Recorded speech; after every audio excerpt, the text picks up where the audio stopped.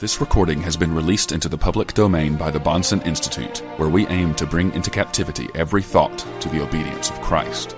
This is the great debate, Does God Exist? My name is Ben Holman. I direct the program of speech and debate here at the University of California, Irvine. I want to welcome you here this evening on behalf of the speech and debate team.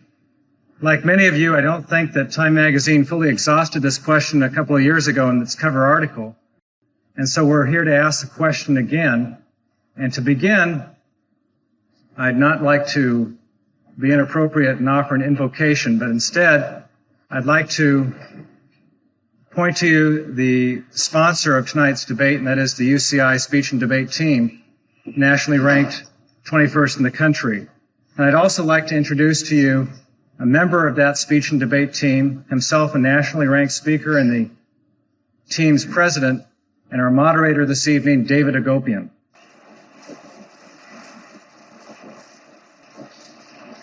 Thank you. I too would like to welcome each and every one of you to this evening's debate. I hope you excuse my somewhat congested tone, but these kinds of viruses usually occur when you spend hundreds of hours and many late nights planning great debates. So if I happen to sneeze during tonight, I would ask you that in light of tonight's topic, you'd think twice about saying God bless you. Seriously, though, I would ask for your cooperation tonight in making my job much easier by demonstrating the utmost courtesy and respect for both speakers. We have two highly able scholars with us this evening to debate the issues better than any of us ever might imagine to do. I would ask, therefore, that you would refrain from any applause during the course of the debate. The basic reason for that being tonight's debate is strictly timed. Once the time segment begins, the time clock continues to run until it has expired. In other words, when you applaud, you're only taking away the time your speaker has to communicate his particular viewpoint here this evening. I would also ask, in addition to refraining from applause, that you would also refrain from flash bulbs if you have any flash cameras with you here this evening. And the final note of my stern disciplinarian attitude this evening, I would ask that you would also refrain from any external verbal participation here this evening. That's a speech and debate way of saying we'd ask you if you'd please allow the scholars to do the debating. We do have CSO officers here and former university football players who will, they'd be happy to exert their influence, shall we say, and escort you to the door. But we would seriously ask for your cooperation in that. Allow me now to explain the logistics of the mechanics that we're going to follow in this evening's debate. The debate format, very briefly, is a hybrid debate format. It's not as strenuous or rigid as the presidential debate as you saw earlier this year, and it's not as strenuous as the intercollegiate debate patterns. This evening's debate, if you'd open up your program and look on the left-hand page, you'll find the exact format that we will be employing here tonight. This evening's debate is divided up into four major segments. Segments numbered 1 through 3 will comprise the main debate. Segment number 4 will be a question and answer period. Segment number 1 will begin with two 15-minute opening statements presented by each speaker. After those opening statements are presented, we will also have a period of cross-examination. Now, in debate theory, cross-examination is basically an opportunity for each opponent to interrogate or pose questions or cross-examine his opponent for logical fallacies, etc. It can also be used as a means of pointing out points of clarification. After cross-examination is completed, we will then have two 8-minute rebuttals, and that will conclude segment number 1. We'll then begin segment number 2, which is exactly the same format as segment number 1, with two exceptions. The speaking order, as you notice, will be inverted, and shorter time increments will be employed. And that will take us all the way up to segment number 3, which will simply be two 10-minute closing statements. After segment number 3 is concluded, this is my most important announcement, we will be handling questions and answers. As you can see, there are no floor microphones, and it's a pretty good thing given the difficulty in access to the floors here this evening. So what we have planned to do is to handle questions and answers vis-a-vis written format. Each of you has had included in your evening program a blank sheet of paper. We would ask that if a question comes to your mind during the course of the debate, that question will be recorded on that piece of paper if you so desire to possibly have that question answered.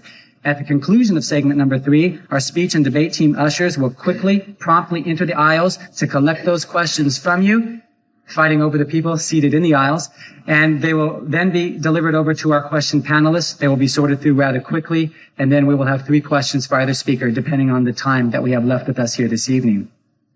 Having explained the logistics of the debate, I'd like to introduce to you this evening's speakers. Please give a warm welcome to Dr. Gordon Stein and Dr. Greg Bahnsen.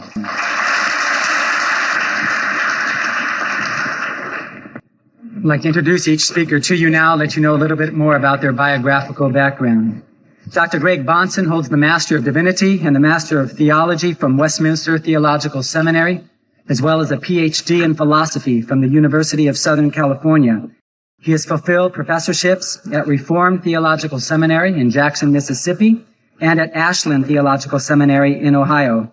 He is a member of the Evangelical Theological Society, the Society of Christian Philosophers, the American Philosophical Society, as well as an advisory board member of the International Council on Biblical Inerrancy.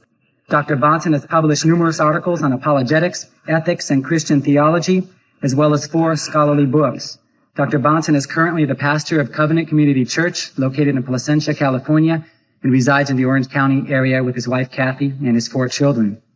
Debating Dr. Bahnsen this evening will be Dr. Gordon Stein. Dr. Gordon Stein received a PhD from Ohio State University.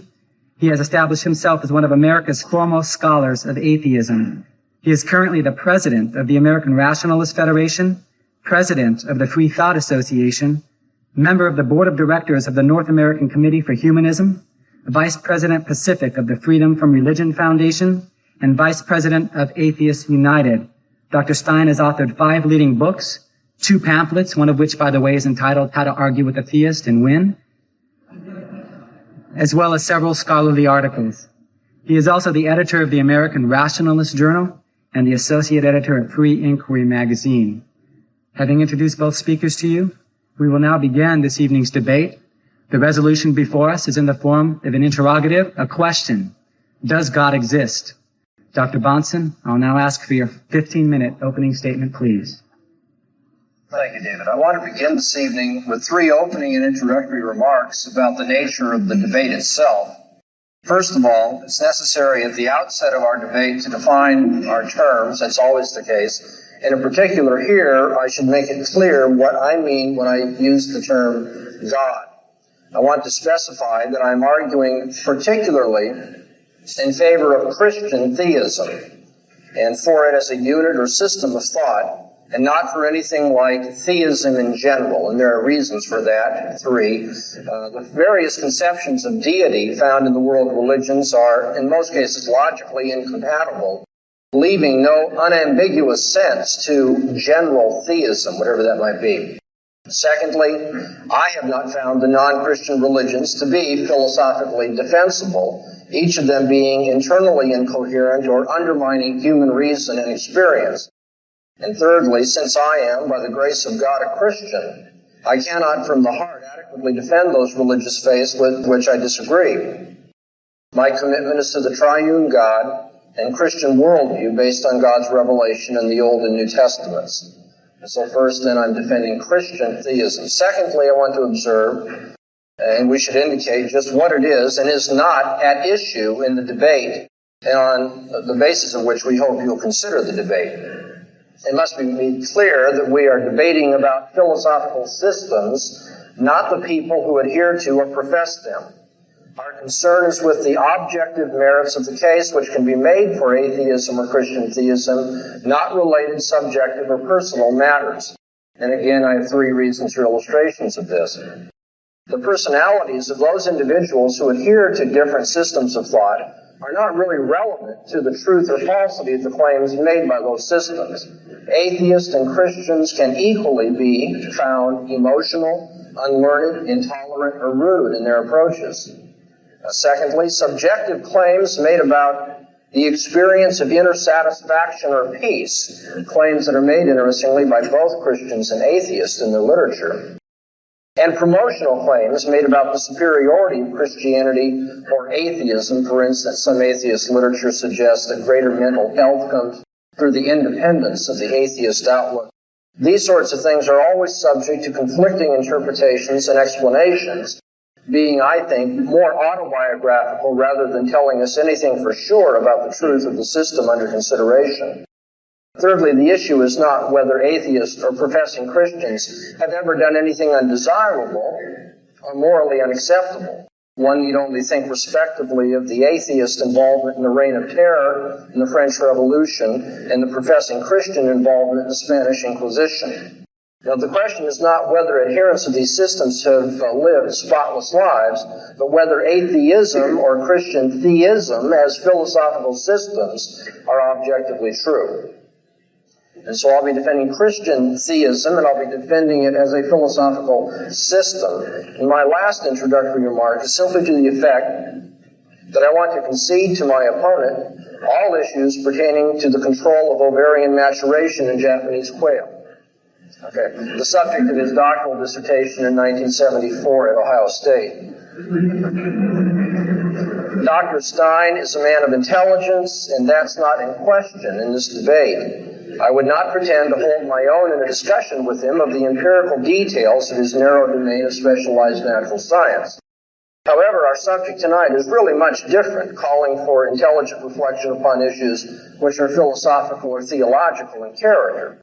For some reason, Dr. Stein has, over the last decade, left his field of expertise and given his life to a campaign for atheism.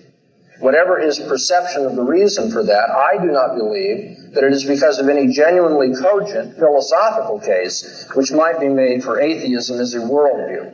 And it's to this subject which I now turn for tonight's debate.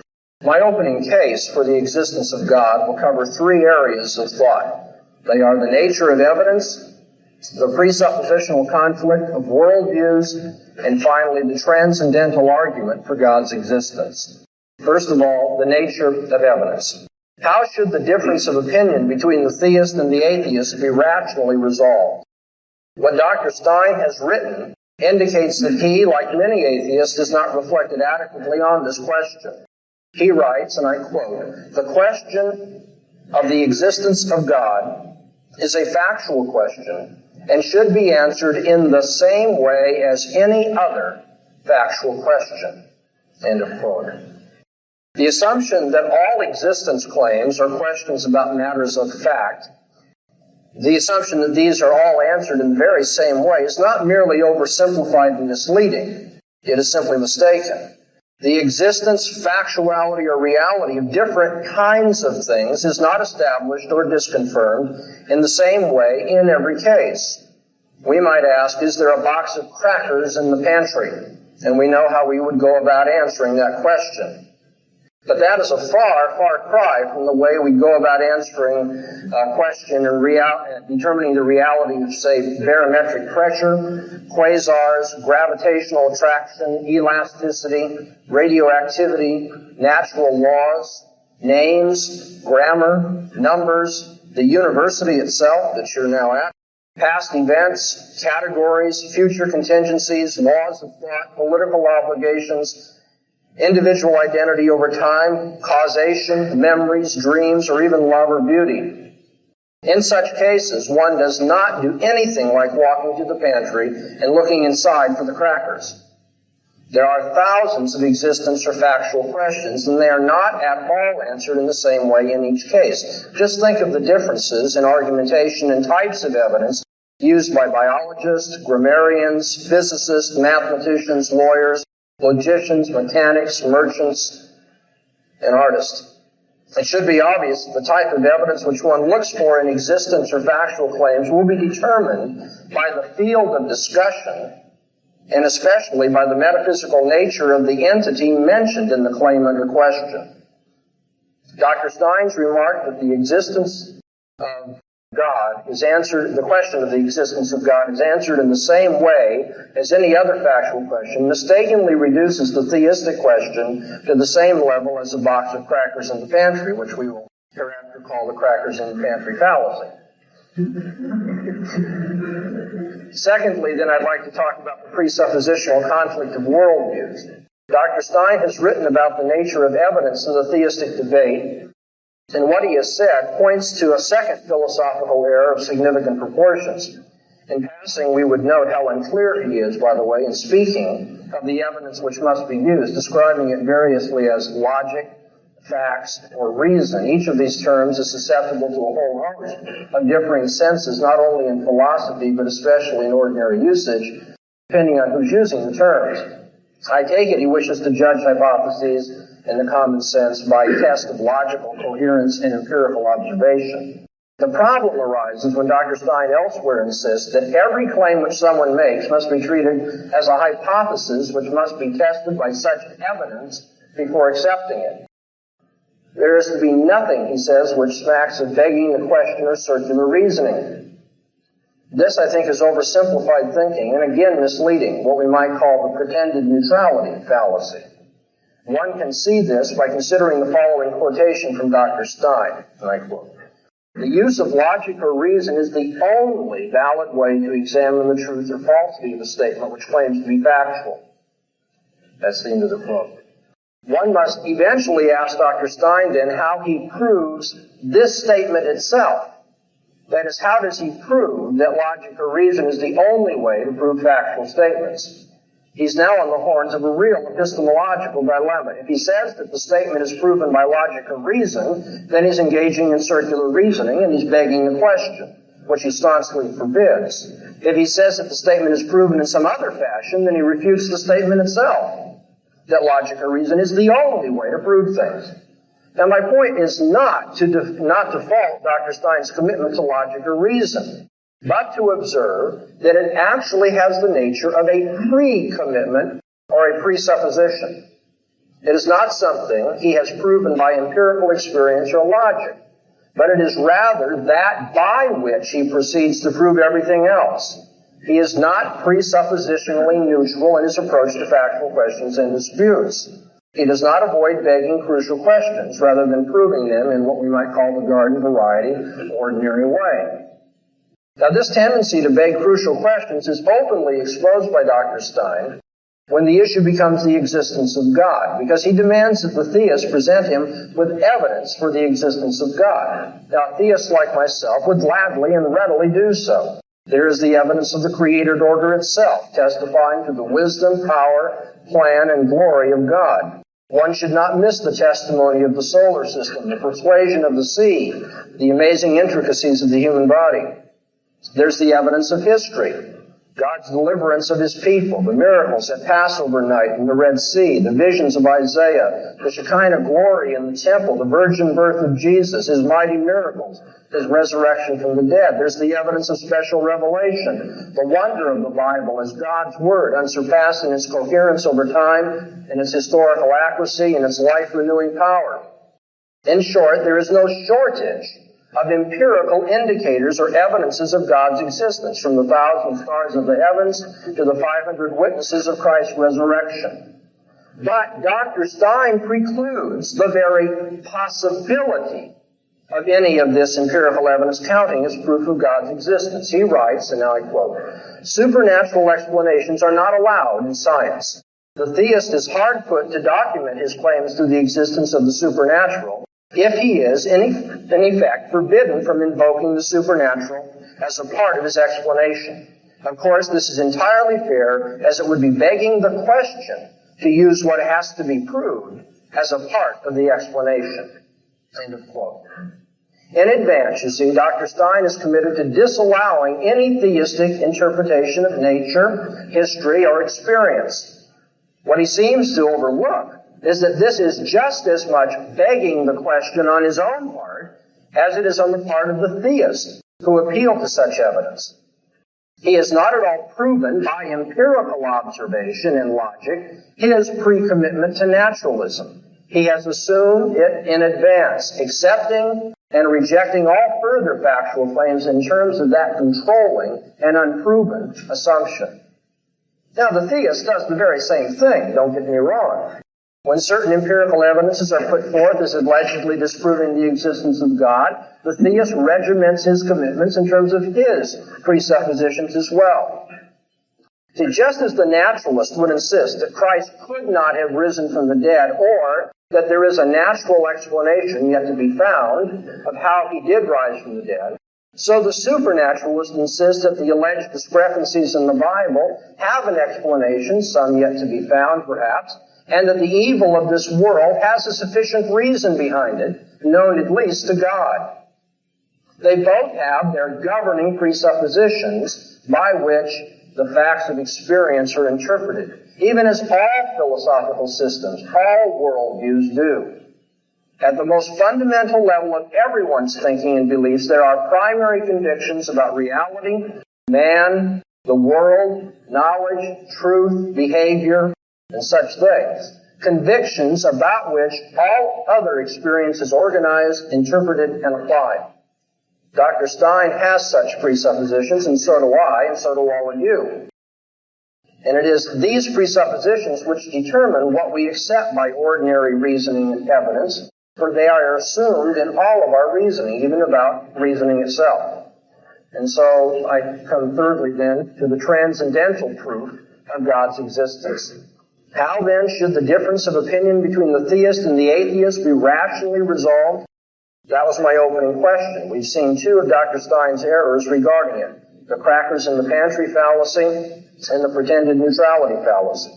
In the process of discussing them, we have observed that belief in the existence of God is not tested in any ordinary way like other factual claims. And the reason for that is metaphysically because of the non-natural character of God, and epistemologically because of the presuppositional character of commitment for or against his existence.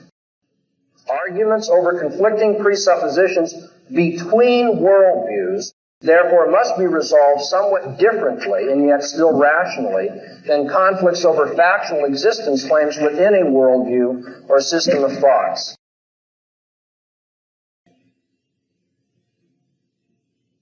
When we go to look at the different worldviews that atheists and theists have, I suggest that we can prove the existence of God from the impossibility of the contrary. The transcendental proof for God's existence is that without him, it is impossible to prove anything. The atheist worldview is irrational and cannot consistently provide the preconditions of intelligible experience, science, logic, or morality. The atheist worldview cannot allow for laws of logic, the uniformity of nature, the ability for the mind to understand the world, and moral absolutes. And in that sense, the atheist worldview cannot account for our debate tonight. Thank you, Dr. Bahnsen, for your opening statement. We now turn to you, Dr. Stein. Your 15-minute opening statement, please. Can everybody hear me? I assume so. Well, I will grant Dr. Bahnsen his expertise on a conditional resolution of the apparent paradox of self-deception, which was his dissertation. I don't know how much more relevant that is to our discussion tonight than mine is, probably not anymore. But I would like to also thank Dr. Bahnsen for showing us that he really doesn't understand too much about atheism. I will try to straighten him out. This is an important question we're discussing. Perhaps it's the most important question in the whole field of religion. Because if God does not exist, then the Bible can't be the Word of God, Jesus can't be the Messiah, and Christianity cannot be true as well as other religions. So we're dealing with an important issue here. Now, Dr. Bahnsen repeated for me that the existence of God is a factual question. I don't think he would dispute that. I think he misinterpreted what I said when I said that we solve factual questions in the same way. I didn't mean exactly the same way. I mean with the use of reason, logic, and evidence. And that is what I'm holding. Now, first let me make clear what atheism is and is not. I think this is a very commonly misunderstood subject. Atheists do not say that they can prove that there's no God. An atheist is not someone who denies that there is a God. Rather, an atheist says that he has examined the proofs that are offered by the theist, and he finds them inadequate. Now, if I were to say that this gentleman sitting on the front step could fly by flapping his arms, I would be making a kind of unusual statement, and it would be up to me or him to demonstrate that he could fly. If he can't demonstrate it, then we don't believe that he can fly. Now, if he doesn't demonstrate it right now, that doesn't mean he can't fly. It just means he can't fly right now.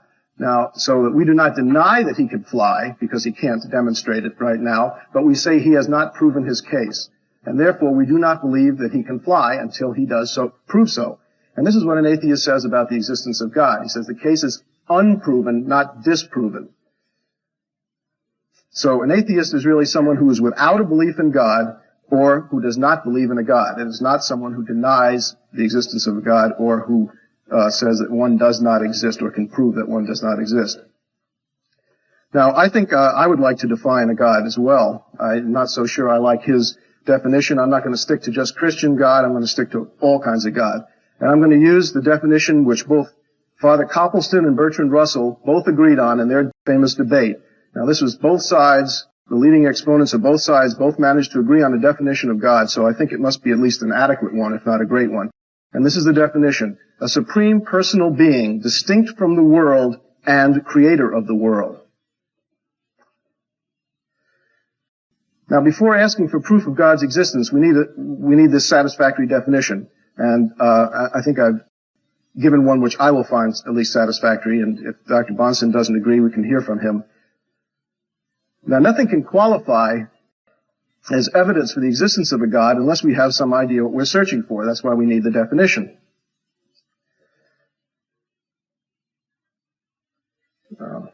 Just a second. Okay, now, throughout history, 11 major kinds of evidence or proof have been offered for the existence of God. In my campus visits, I have heard all kinds of other things offered as proof, but they basically fall into those 11 categories with some juggling. And if these 11 proofs do not work out logically, or lead to logical self-contradictions, then we can only say that God's existence is not proved, it's unproven, not disproven, as I mentioned before. Now, if I assert that this gentleman can fly by flapping his arms, as I said, the burden of proof was on him. Supposing I make a more complicated statement. Supposing I say that my dog can talk in complete sentences. Okay, well, again, I'm making a kind of unusual statement, and it's up to me to offer the evidence. So I'd better be prepared to do that, or I'd better be prepared to have people not believe what I say. And I'd like a demonstration, either of this gentleman's flying or of my dog talking, if I were the person who was being asked to make a conclusion, before I admitted that such things were possible or existed.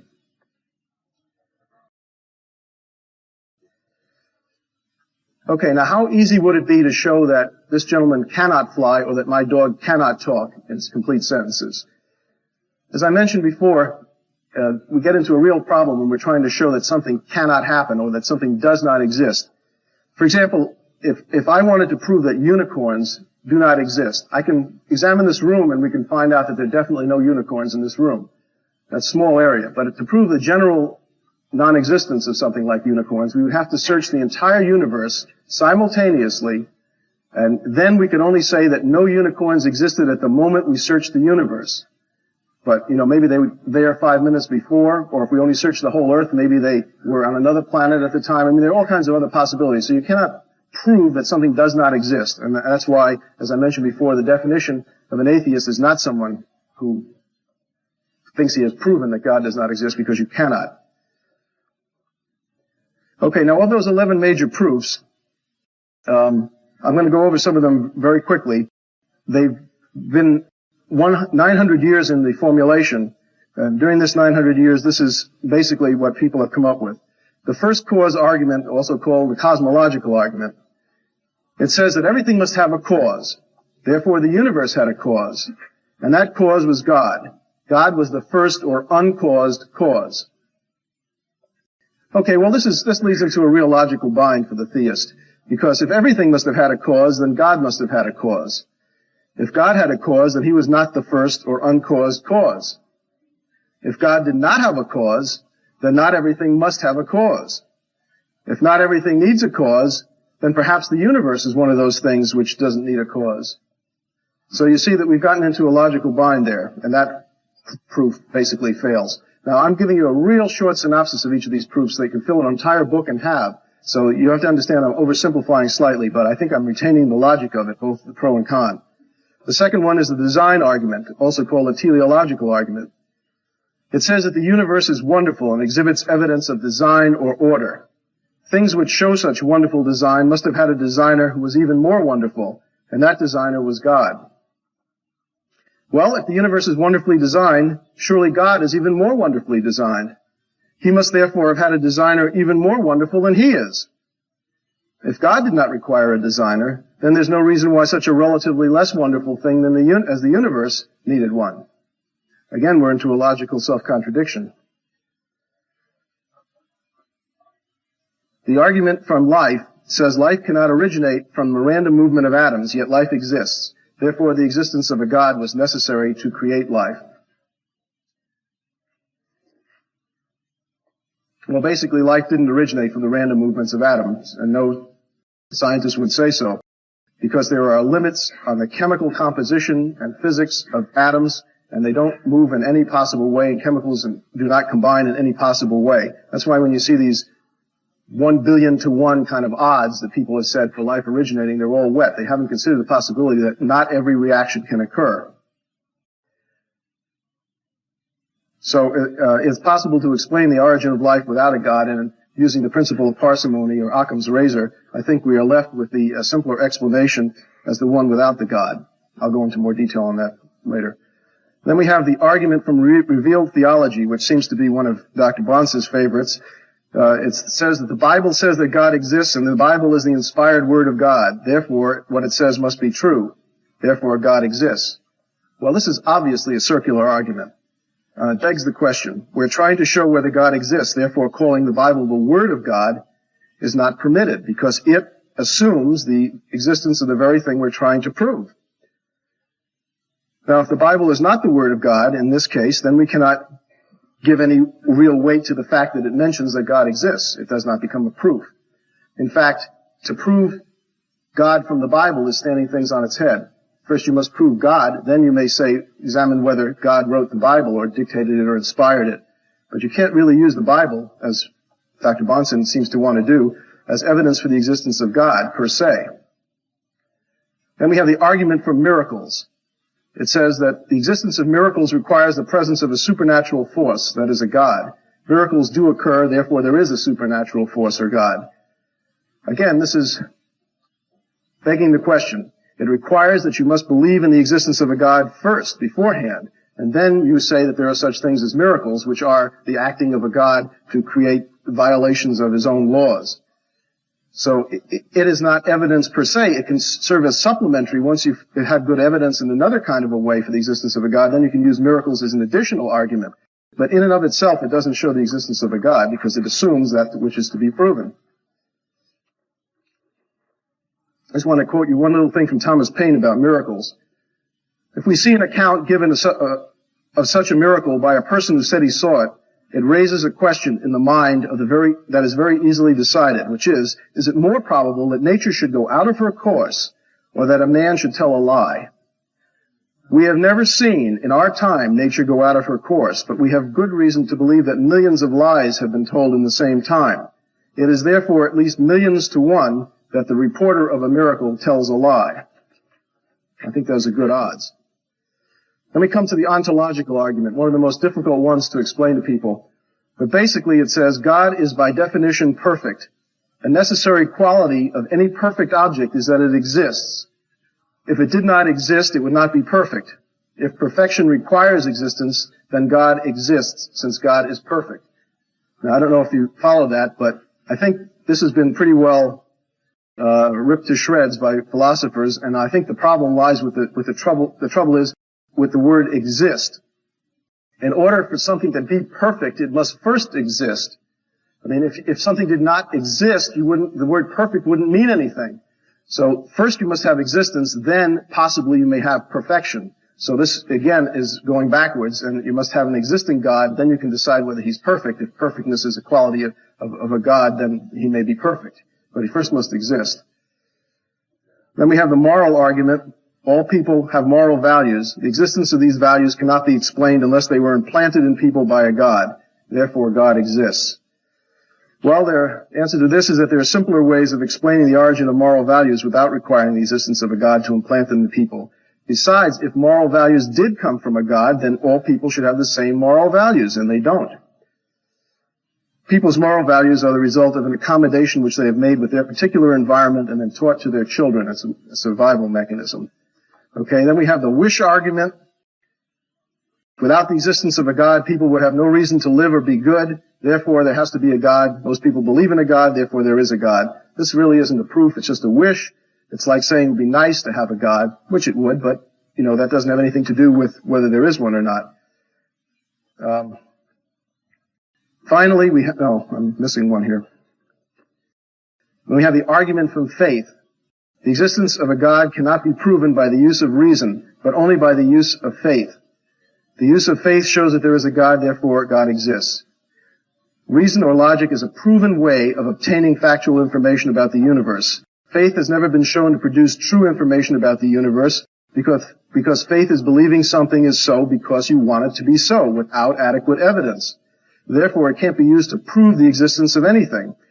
In addition, the additional fact is that faith often gives you the opposite answer to what is given by reason to the same problem. And this also shows that faith does not provide valid answers. The argument from religious experience, many people have claimed to have had a personal experience or encounter with God, therefore he must exist.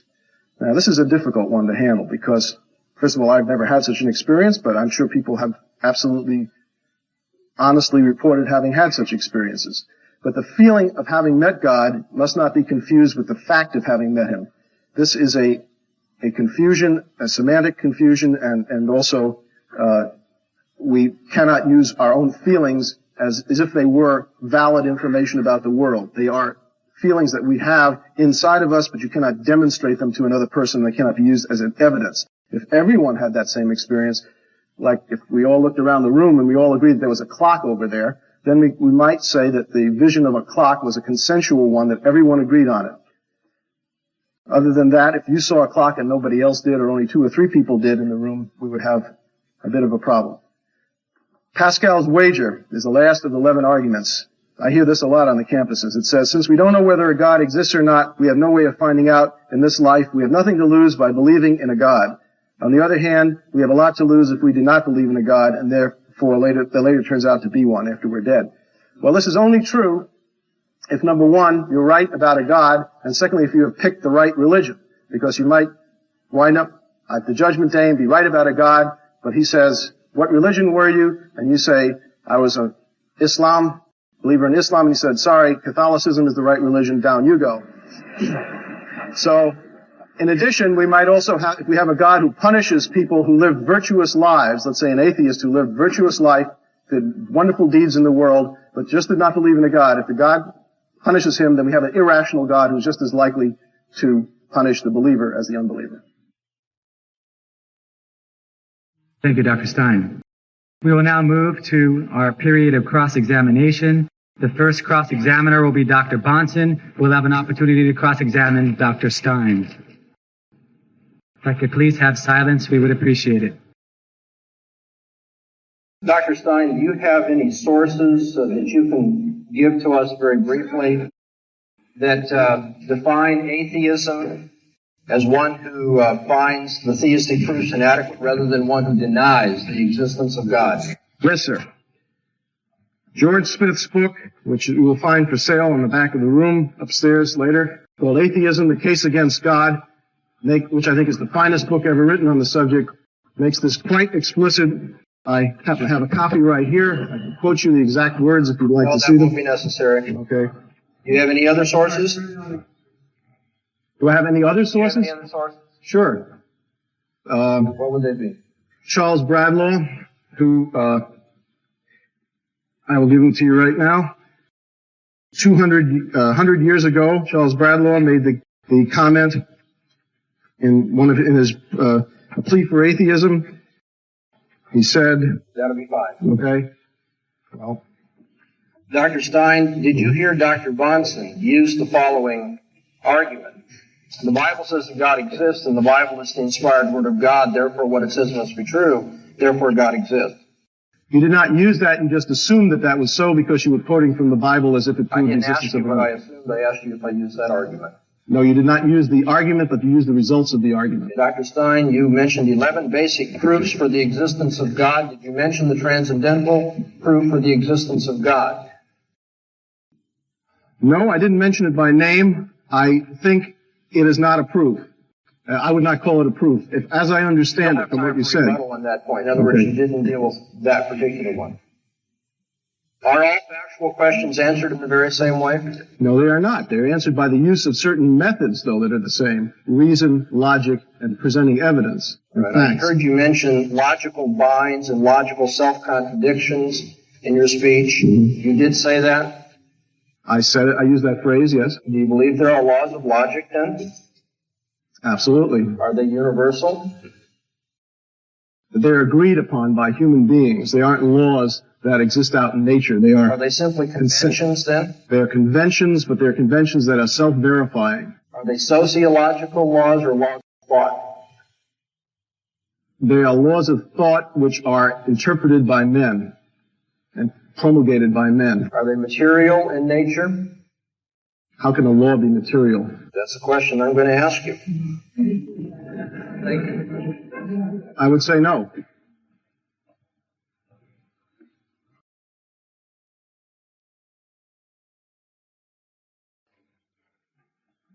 Dr. Stein, now you have an opportunity to cross-examine Dr. Bahnsen. Dr. Bahnsen, would you call God material or immaterial? Immaterial. What is something that's immaterial? Something not extended in space.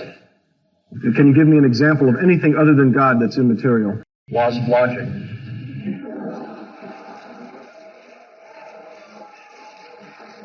Could I ask that you hold that down, please? Are you putting God in the same, as an equivalent thing to the laws of logic? No, only if you think all factual questions are answered in the very same way would you even assume that by thinking there are two immaterial things, they must be identical. No, I'm not assuming that. I'm just assuming that because the laws of logic are a convention among men, are you saying that God is a convention among men? I don't accept the fact that claim the laws of logic are conventional. Okay. Is your God omnipotent, omniscient, and omnibenevolent? He is. You don't find this a contradiction at all? I do not. Okay, well, we'll show you a little later that it is. If your arguments in favor of the existence of God are shown to be incorrect, will you relinquish your belief in God? If my arguments are disproven, yes. Will I relinquish my belief in God? If there are no arguments for the existence of God, I wouldn't believe in God.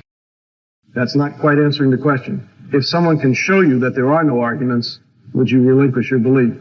I'm trying to see what's the basis for your belief. You're the one who said that it's impossible to show a universal negative. No one can show that there are no arguments for the existence of God, so we can only deal with those that I know of. Okay, if someone showed that all of the ones that you produced were invalid, what would be your position? Well, you'd have to describe further the conditions of this. Rationally speaking, if there is no basis for belief in the existence of God, I would relinquish that belief. Okay. Is God good? Yes, He is. How do you know that? He saved me. He created me. He made the world and He made it good. He sent His Son into the world to die for my sins. Many of these evidences are quite convincing to me, but I don't use them outside of the worldview in which they make sense, in which they would be taken as true. If you mean, is God good in such a way, or can I give you evidence that you would accept, that would depend on what your presuppositions are. No, I'm asking, if God says something, anything, is it right because anything God does is good, because God is good, or does it become good just because God said it? I don't know if I said that right. I guess I did. No, I understand the problem, though it's roughly stated. What God says to be good is good because it reflects His own character. God is good, and it's the standard of goodness. That's one of the presuppositions of the Christian worldview.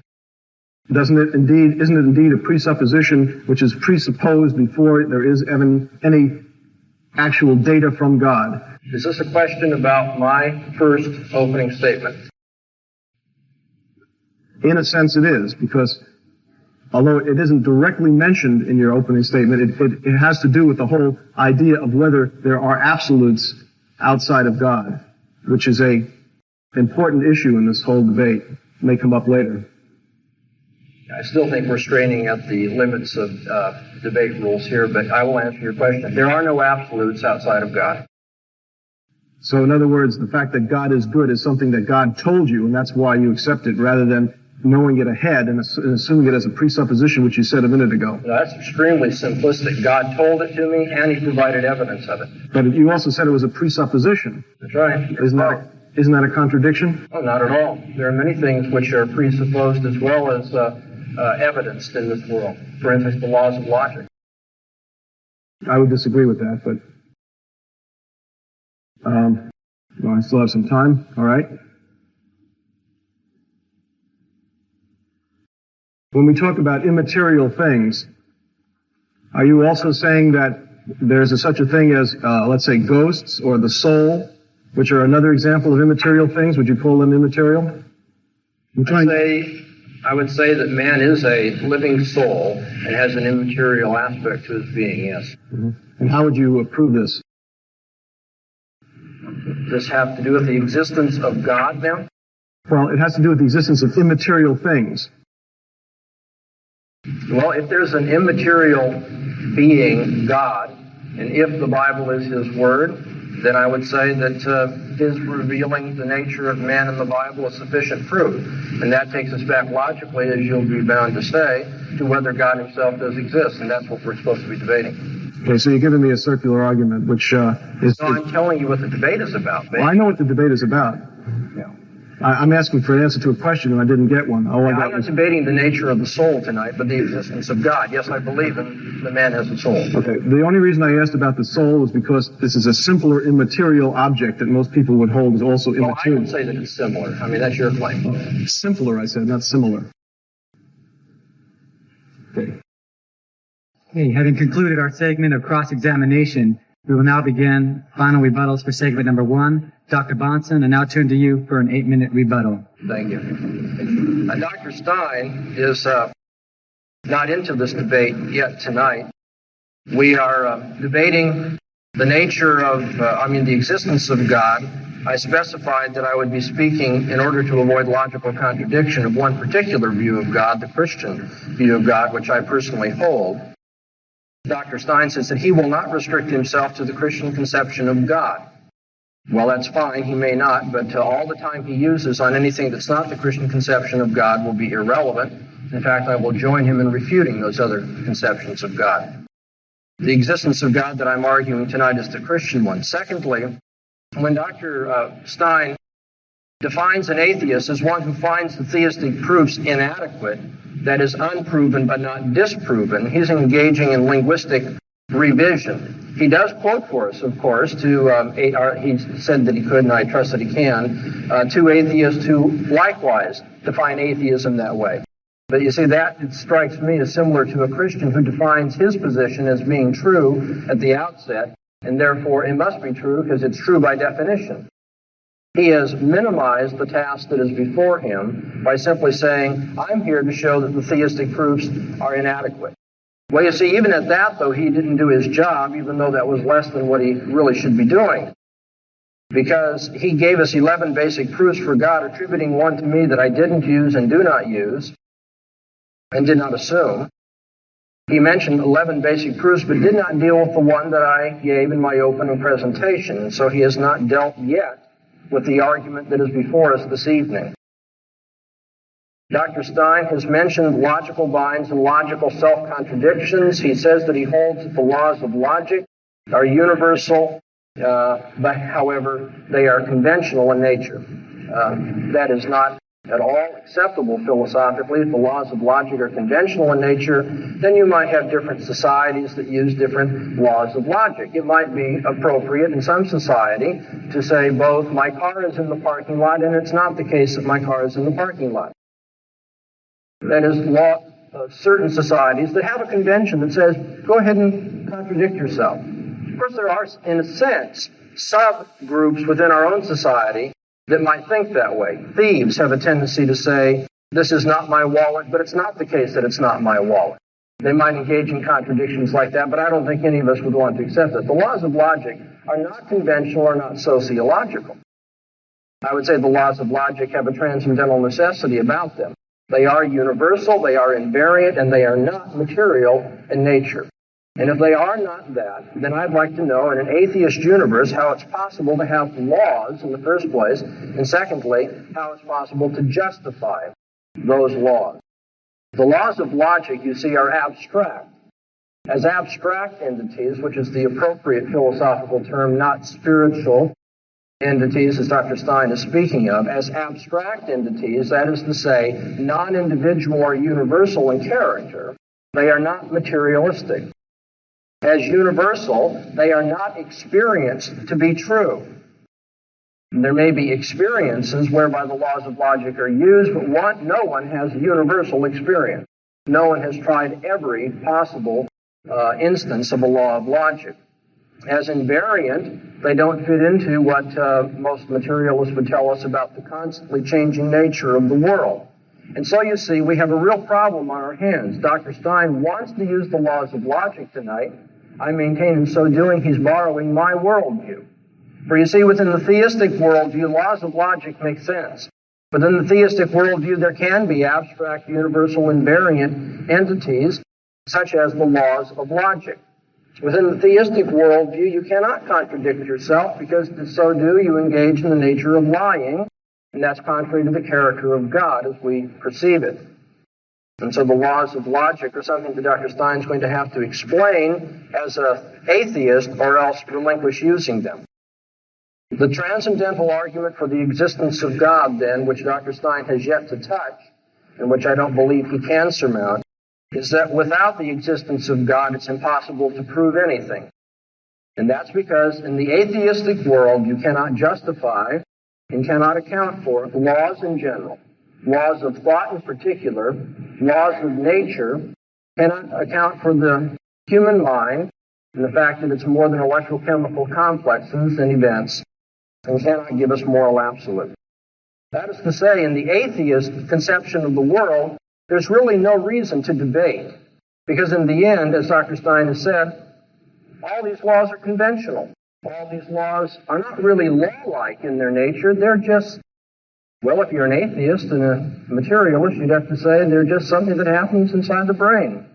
But you see, what happens inside your brain is not the same as what happens inside my brain, and so what happens inside of your brain is not a law.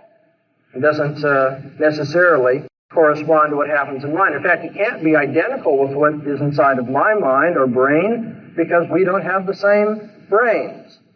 If the laws of logic come down to being materialistic entities, then they no longer have their law-like character.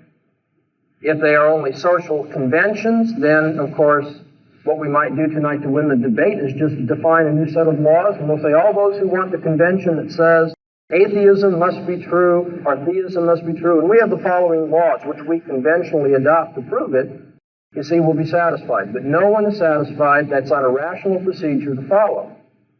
The laws of logic cannot be avoided. The laws of logic cannot be accounted for in a materialistic universe. Therefore, the laws of logic are one of many evidences that without God, you can't prove anything at all. Thank you, Dr. Bahnsen. Dr. Stein, your 8-minute rebuttal, please. Okay, I'll now touch on transcendental evidence, the existence of God, which is, I think, the only time I could really do such is in my rebuttal. But first, I'd like to do one more important thing. Rather than asking what is the cause of the universe, we must first ask, does the universe require a causal explanation? Rather than asking what is responsible for design in nature, we must ask, does nature exhibit design? God is given as a solution to a metaphysical problem, but no consideration is given to whether such a problem exists in the first place. But God is not an explanation for anything. For example, if I ask you, how did the universe come? And you say, God created it. That doesn't answer the question. The question is, how did God create it? And I defy any theist to explain how God created it. Basically, what you're saying is that an unknowable being is responsible for a given phenomenon which he caused through unknowable means. And that's not an explanation, but rather a concession that the phenomenon is totally inexplicable. Now, about the laws of science. An atheist world, first of all, I don't think that Dr. Bahnsen understands what a scientific law is.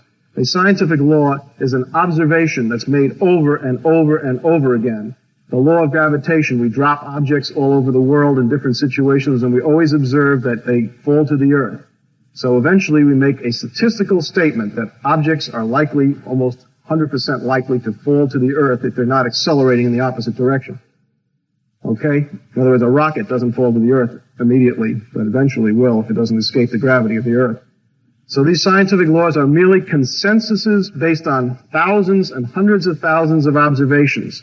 The laws of logic are also consensuses based on observations. The fact that they can predict something correctly shows us that we're on the right track, that we're corresponding to reality in some way.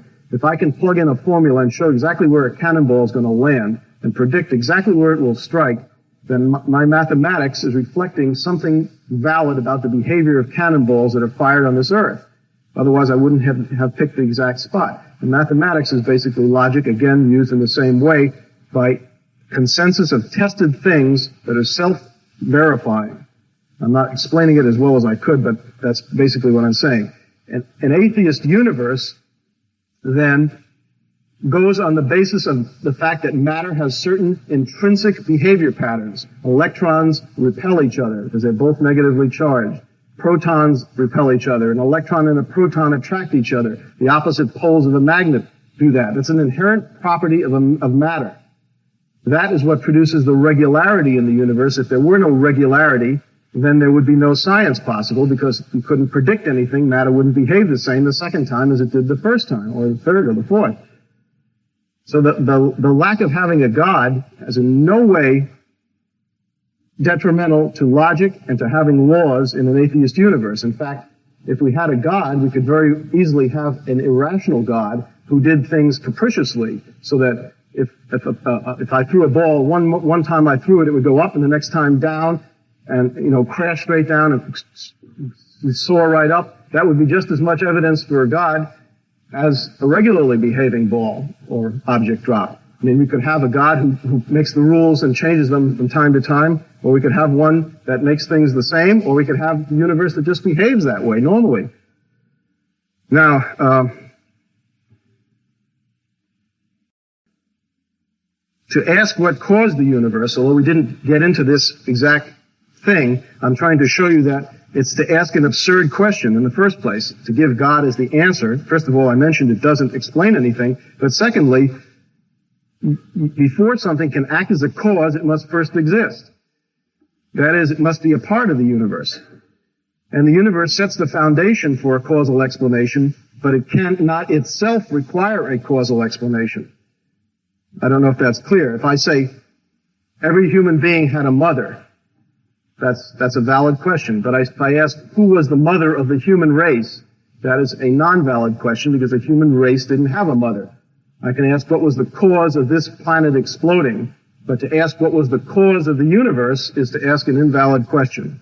And to offer the answer as God is to offer an invalid answer to an invalid question.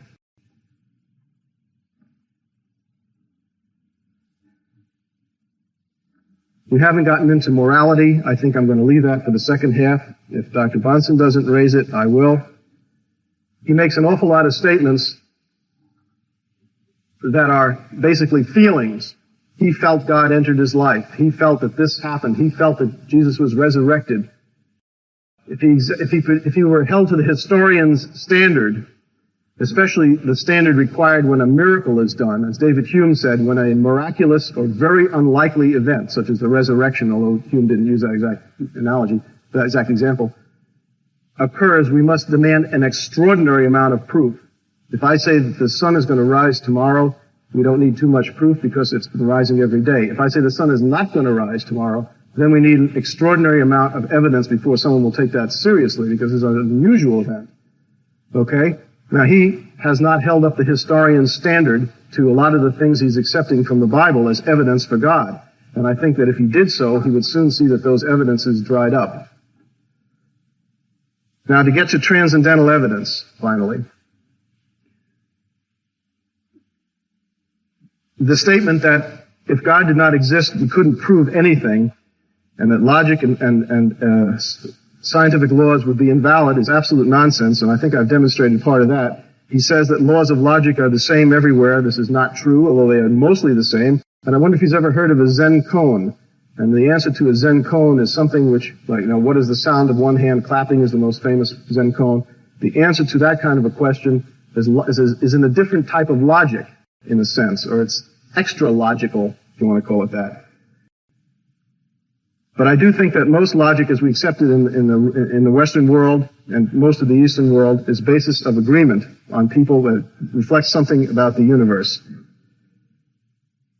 The idea that transcendental evidence for the existence of God is that the impossibility of the opposite, that the world view would not be rational if it were atheistic, is total nonsense. And I've demonstrated to you that it depends on the inherent properties of matter. If matter has the properties where it behaves regularly, then we have order in the universe, and we have a logical, rational universe without a God. The God issue is not germane if matter behaves in a regular way. And I would hold that the properties of matter, as demonstrated over and over again, are regular. And it's an inherent property of matter.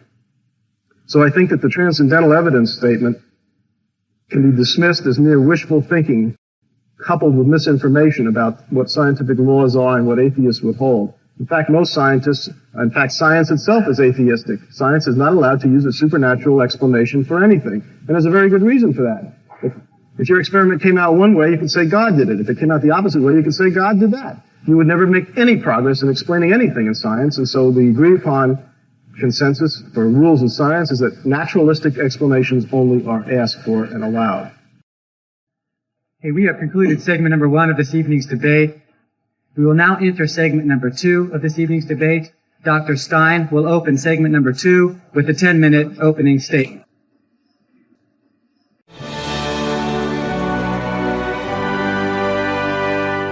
This recording has been released into the public domain by the Bahnsen Institute. Duplication, sharing, and distribution is encouraged. For more information about the life and ministry of Dr. Greg L. Bahnsen, visit our website, bahnseninstitute.com, where we aim to bring into captivity every thought to the obedience of Christ.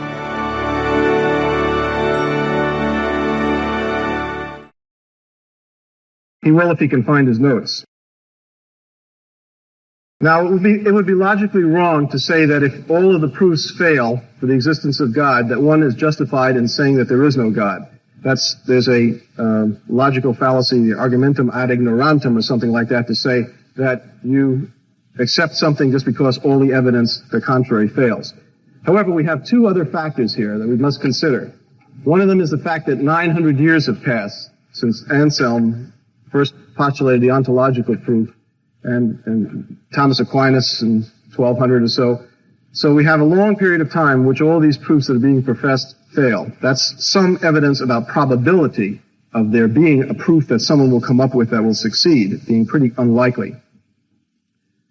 In addition, we have a number of things which I wouldn't call proofs, but I would call evidence, which make the existence of God even more improbable. And one of them is the problem of evil. If an all-good God exists, why is there evil in the world? We are told with God that all things are possible. If all things are possible, it would be possible for him to create a world in which the vast mass of suffering that is morally pointless, such as the pain and misery of animals, the cancer and blindness of little children, the humiliations of senility and insanity, were avoided. These are apparently inflictions of the Creator himself, or else we have a God that isn't omnipotent. If you admit that, then you deny his goodness. If you say that he would not have done otherwise, you deny with him things that are possible, all things that are possible. So the atheist can present several arguments which sort of increase the probability that there isn't a God. They're not proofs, as I said. One of them would be the problem of evil.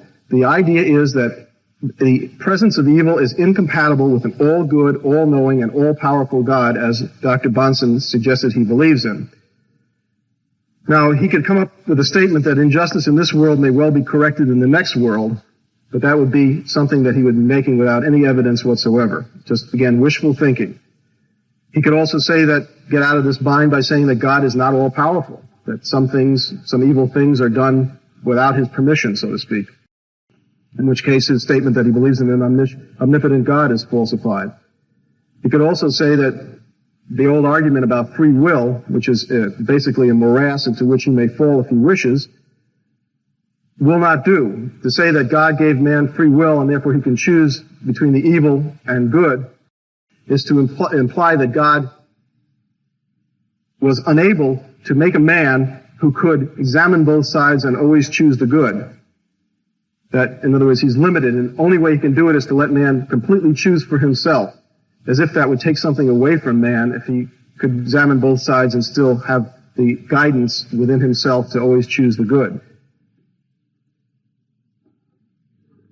Now, there's no obvious physical evidence of a God. If God wanted man to believe in him, man or woman, people, all he have to do is put in an appearance before a group of people, especially a group of atheists. In fact, we invite him to our meetings to put in an appearance.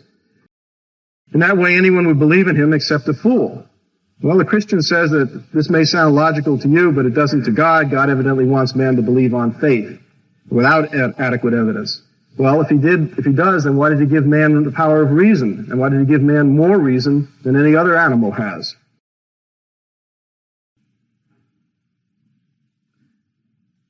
If all living things on the earth were created by a God, and he was a loving God who made man in his own image, how do you explain the fact that he must have created the tapeworm, the malaria parasite, tetanus germs, polio, ticks, mosquitoes, cockroaches, and fleas? Now, surely the dog is not suffering from original sin and needs to be infected with fleas so that he can get to doggy heaven, which will be better than his present life.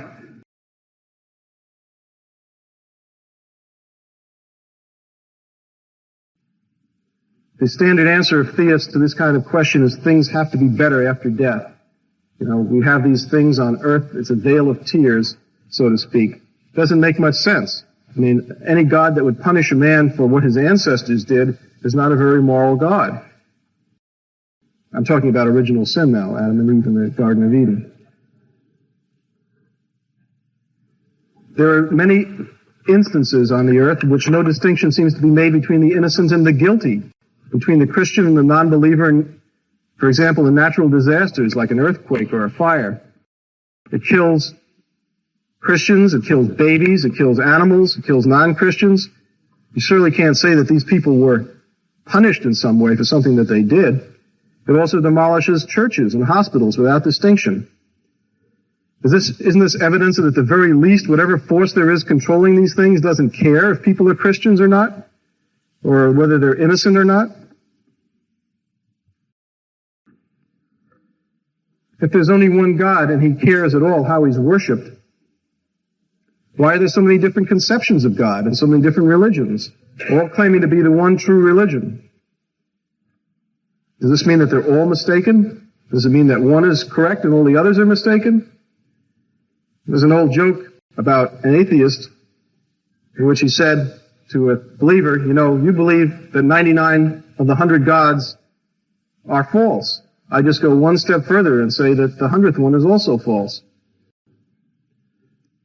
So I'm sure that Dr. Bahnsen, in fact, he even agreed that he would help me refute any other gods but the Christian God. If Christianity is the one true religion, why are so many people who sincerely believe in it found in prisons, slums, and in organized crime? I'm not saying that all people there are Christians. I'm not saying that all people in organized crime are Christians either. But it evidently, if Christianity led to an elevation of moral standards, which we haven't gotten into yet about morality, but I'm going to jump the gun here a little bit, Christians would be expected to be highly moral, not less moral. In fact, studies of the religious beliefs of prisoners have shown that almost all were devout Christians. The number of atheists is less than 1%. And these statistics were in fact so disturbing to the people who conducted them that they stopped collecting them recently. Can't argue with the facts, though. Any system which seems to fail in its application as frequently as Christianity does is not a very good or practical system for mankind to follow. I don't want to get into a real discussion of Christianity, except that Dr. Bahnsen insists that the Christian God and Jesus and the other evidences that come from the Christian God, concomitants with them, are true and the others are not. What are we left with after this exercise? Well, we can see that we can't prove the existence of God by any rational or logical process, and Dr. Bahnsen has not offered us any. We have a factual issue here. Again, as I said, because the proofs fail, it doesn't mean that the existence is disproved, but I think it certainly is unproved. We can As I will say in my closing statement, this does not leave us in a bleak and horrible world. There are many, many things that the atheist does with his life which make this world a nice place and enable him to get to the solving of the problems of this world instead of hoping for pie in the sky, which does not seem to be very probable. Thank you, Dr. Stein. Dr. Bahnsen, can we please have your 10-minute opening statement? You've heard Dr. Stein refer to the transcendental argument and try to dismiss it simply as wishful thinking. If our debate is going to degenerate to that level, then I dismiss everything that he has said as wishful thinking and delusion, and why don't we all go home? No, we're here to argue. We're here to argue a point, and I'm going to stay just with the argument that has been proposed and see if Dr. Stein has any better answer than just to engage in name-calling. Dr. Stein proposes an atheist worldview. I propose a Christian theistic worldview. There are other proposals out there that may want their evening to debate as well.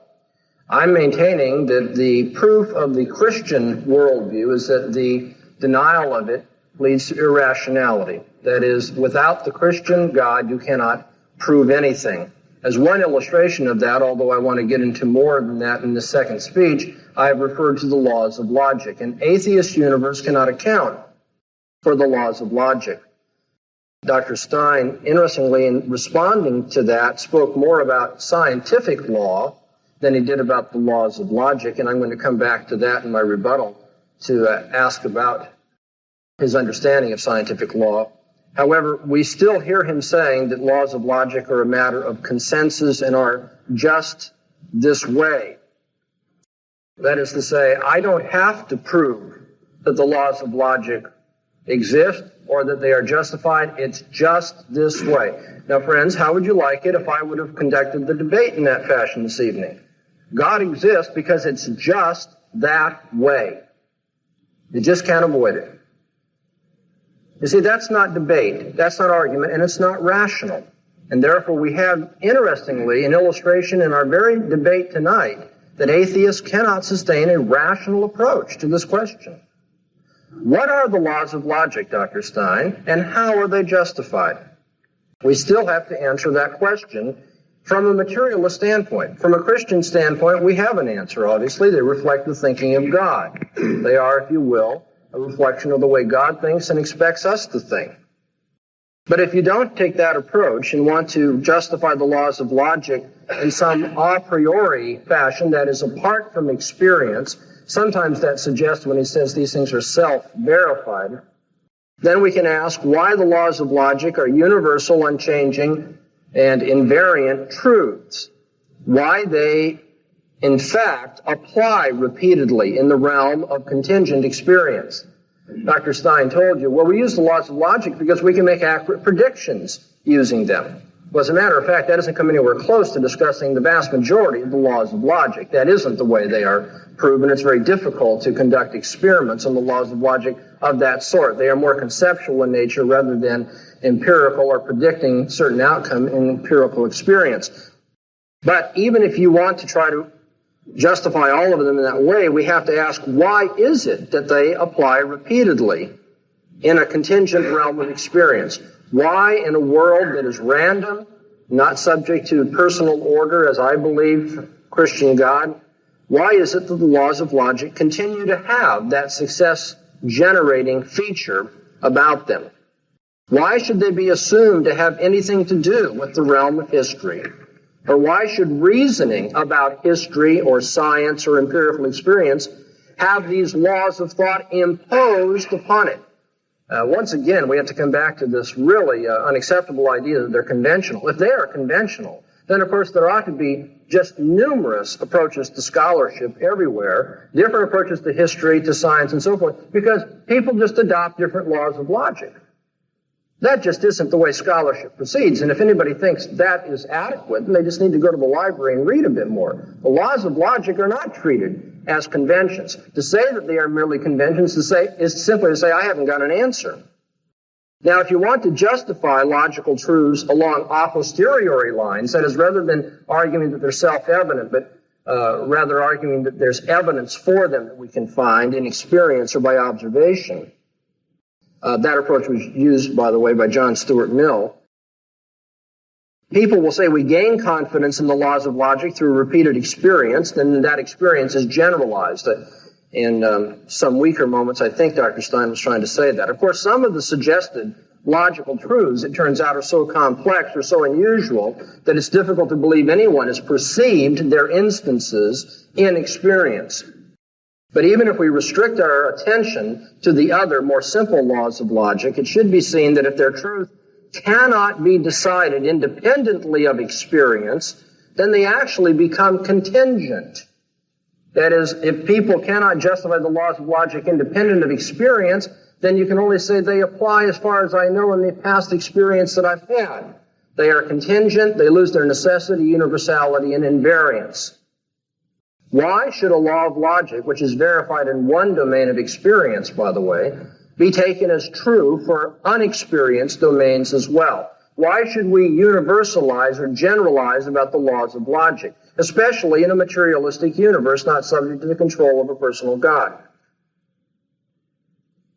Now, it turns out if the a priori and the a posteriori lines of justification for logical truths are unconvincing, as I'm suggesting briefly they both are, perhaps we could say they are linguistic conventions about certain symbols. Certain philosophers have suggested that. The laws of logic would not be taken as inexorably dictated, but rather we impose their necessity on our language. They become, therefore, somewhat like rules of grammar. And as John Dewey pointed out so persuasively earlier in the century, laws of grammar, you see, are just culturally relative. If the laws of logic are like grammar, then the laws of logic are culturally relative too. Why then are not contradictory systems deemed equally rational? If the laws of logic can be made culturally relative, then we can win the debate by simply stipulating a law of logic that says anybody who argues in this way has got a tautology on his hands, and therefore it's true. Why are arbitrary conventions like the logical truths so useful if they're only conventional? Why are they so useful in dealing with problems in the world of experience? You see, we must ask whether the atheist has a rational basis for his claims. Atheists love to talk about laws of science, laws of logic. They speak as though there are certain moral absolutes for which Christians were just a few minutes ago being indicted because they didn't live up to them. But who is the atheist to tell us about laws? In a materialist universe, there are no laws, much less laws of morality that anybody has to live up to. When we consider that the lectures and essays that are written by logicians and others are not likely filled with just uninterrupted series of tautologies, we can examine those propositions which logicians are most concerned to convey. For instance, logicians will say things like a proposition has the opposite truth value from its negation. Now, when we look at those kind of propositions, we have to ask the general question, what type of evidence do people have for that kind of teaching? Is it the same sort of evidence that's utilized by the biologist, by the mathematician, the lawyer, the mechanic, by your beautician? What is it that justifies a law of logic, or even belief that there is such a thing? What is a law of logic, after all? There's no agreement on that question. If we had universal agreement, perhaps it'd be silly to ask the question. It's been suggested to you that it's absurd to ask these sorts of things, although the analogy that was used by Dr. Stein about the absurdity of asking about the cause of the world is not at all relevant, because that isn't what my argument is. By the way, that's not absurd to ask that question either. It may be unnecessary to ask it if you're an atheist, but it's certainly not absurd to ask it. But it isn't absurd to ask the question that I'm asking about logic. You see, logicians are having a great deal of difficulty deciding on the nature of their claims. Anybody who reads in the philosophy of logic must be impressed with that today. Some say that the laws of logic are inferences comprised of judgments made up of concepts. Others say that they are arguments comprised of propositions made up of terms. Others say they are proof comprised of sentences made up of names. Others would simply say they are electrochemical processes in the brain. In the end, what you think the laws of logic are will determine the nature of evidence that you will suggest for them. Now, in an atheist universe, what are the laws of logic? How can they be universal, abstract, invariant? And how does an atheist justify the use of them? Are they merely conventions imposed on our experience, or are they something that reflect absolute truth? Dr. Stein tonight has wanted to use the laws of logic. I want to suggest to you one more time that Dr. Stein, in so doing, is borrowing my worldview. He's using the Christian approach to the world so that there can be such laws of logic, scientific inference, or what have you. But then he wants to deny the very foundation of it. Thank you, Dr. Bahnsen. Dr. Stein, you now have an opportunity to cross-examine Dr. Bahnsen. This will last 4 minutes. Is mathematics either atheistic or theistic? Foundations of mathematics, yes. Which? Theistic. Theistic? Christian theistic. How do you figure that? From the impossibility of the contrary. No other worldview can justify the laws of mathematics or of logic, because no other worldview can account for universal, invariant, abstract entities such as them. Do you think it's fair, since you've pointed out that logicians themselves are in great disagreement about the nature of the laws of logic, to ask me to explain them in a way that you would find satisfactory? Yes, it's fair. Why? Because this is a rational debate about worldviews. You have a naturalistic worldview, I have a supernaturalistic one. I want something even beginning to be an answer of how a naturalist can justify a universal abstract entity. I haven't heard one yet. Okay, is logic based upon mathematics? No. Never? Not symbolic logic, for example? No. I would disagree with you. Well, if we want to get into Russell and Whitehead and debate those issues, we'd be glad to do that. But if you ask a simple question, I can only give you a simple answer. You said that... Assume the opposite. As far as I'm concerned, as a Christian, I'm not committed one way or another to that. If you want to say mathematical laws and the permutation laws of math are the same as those used in logic, that's fine. How do you justify either one of them is my question. Well, I would ask you a more fundamental question, that as you explained that the laws of logic reflect the thinking of God, number one, how do you know this? And number two, what does it mean? What difficulty you're having understanding what does it mean? I don't know how you are privy to the thinking of God. He revealed himself through the scriptures of the Old and New Testament. And that explains the logic. That explains logic. That explains why there are universal standards of reasoning, yes. It doesn't explain them to me. Could you explain them again? Yeah, we have Bible studies from time to time where those things can be delved into. You mean you spend some time rationalizing the irreconcilable, or reconciling the irreconcilable? No, that's just, like the two accounts in Genesis, the two pedigrees of... This is a cross-examination. If you have something other than a rhetorical question, I'll try to answer it. Well, it's not intended as a rhetorical question. It's intended as the previous one was rhetorical only. No, it was intended to show that your last statement was disingenuous and Please limit your comments to questions. Yes, okay. Saying that logic reflects the thinking of God is to make a non-statement. How is that an answer to anything that's relevant in this discussion?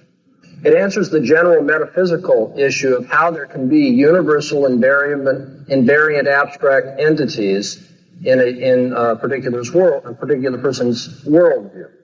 If you want to know the precise relationship, for instance, if somebody wants to know how did God make a cow, okay, the statement that God made the cow has meaning apart from my being able to explain the mechanics of God making a cow. Likewise, the statement that the laws of logic are intelligible within a Christian theistic universe has meaning because there are things which are, in fact, spiritual, immaterial, and have a universal quality, such as God's thinking and those standards that he imposes on people. And so, again, we can at least metaphysically make sense of invariant abstract entities in one universe, whereas we can't make sense of them at all in the other. We're not asking for the mechanics here or anything precise such as resolving the relationship of logic to math and that sort of thing. I'm simply asking a more general question. If you're an atheist, how in the atheist universe is it possible to have an abstract universal law? Thank you, Dr. Stein. Dr. Bahnsen, you now have a 4-minute opportunity to cross-examine Dr. Stein. Okay, Dr. Stein, you made reference to David Hume and his rejection of miracles. Have you also read David Hume in his discussion of induction, or more popularly, the uniformity of nature? Long time ago. I can't recall exactly what he said, but I have read David Hume. All right. Thoroughly. Were you convinced a long time ago that you had an answer to Hume's skepticism about induction? Can't answer that question honestly. I don't remember this is at least 15 years ago that I read this. The validity of scientific laws were undermined by Hume when he contended that we have no rational basis for expecting the future to be like the past, or if you will, to be types of events, so that one event happening can be understood as a type of event, so where it's seen happening somewhere else, the same consequence can be expected from similar causation.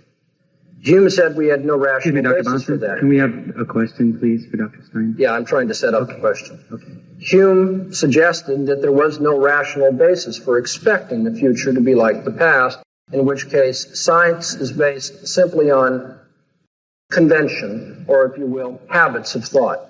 Do you agree with Hume? Not on this issue, I don't. Do you now have an answer for Hume? I think he was wrong about that one thing, but he was also right about a lot of other things. Nobody's perfect. What is the basis for the uniformity of nature? That I went through this, but I'll be glad to reiterate it.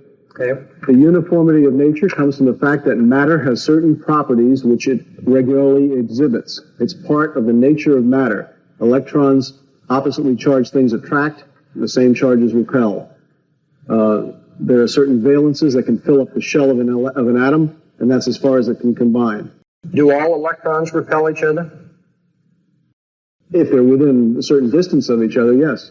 Have you tested all electrons? All electrons that have ever been tested repel each other. I have not tested all. Have you read all the tests on electrons? Me personally, or can I go on the witness of experts? Have you read all of the witnesses about electrons? All it takes is one witness to say no, and it would be on the front pages of every physics journal, and there are none, so therefore I would say yes, in effect, by default.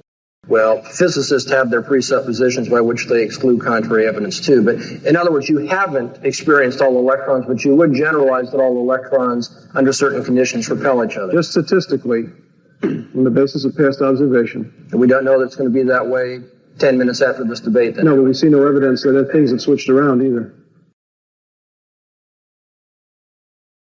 Do you accept the Zen Buddhist logic that allows for koans, the different kind of logic that you referred to used by Zen Buddhists? I use the word extra-logical, and I think that's the right word. It is outside of the normal kinds of logic. And it's not necessarily a different kind of logic, but it's just non-logical, but accepted in place of logic. Is it also, are extra-logical things absurd?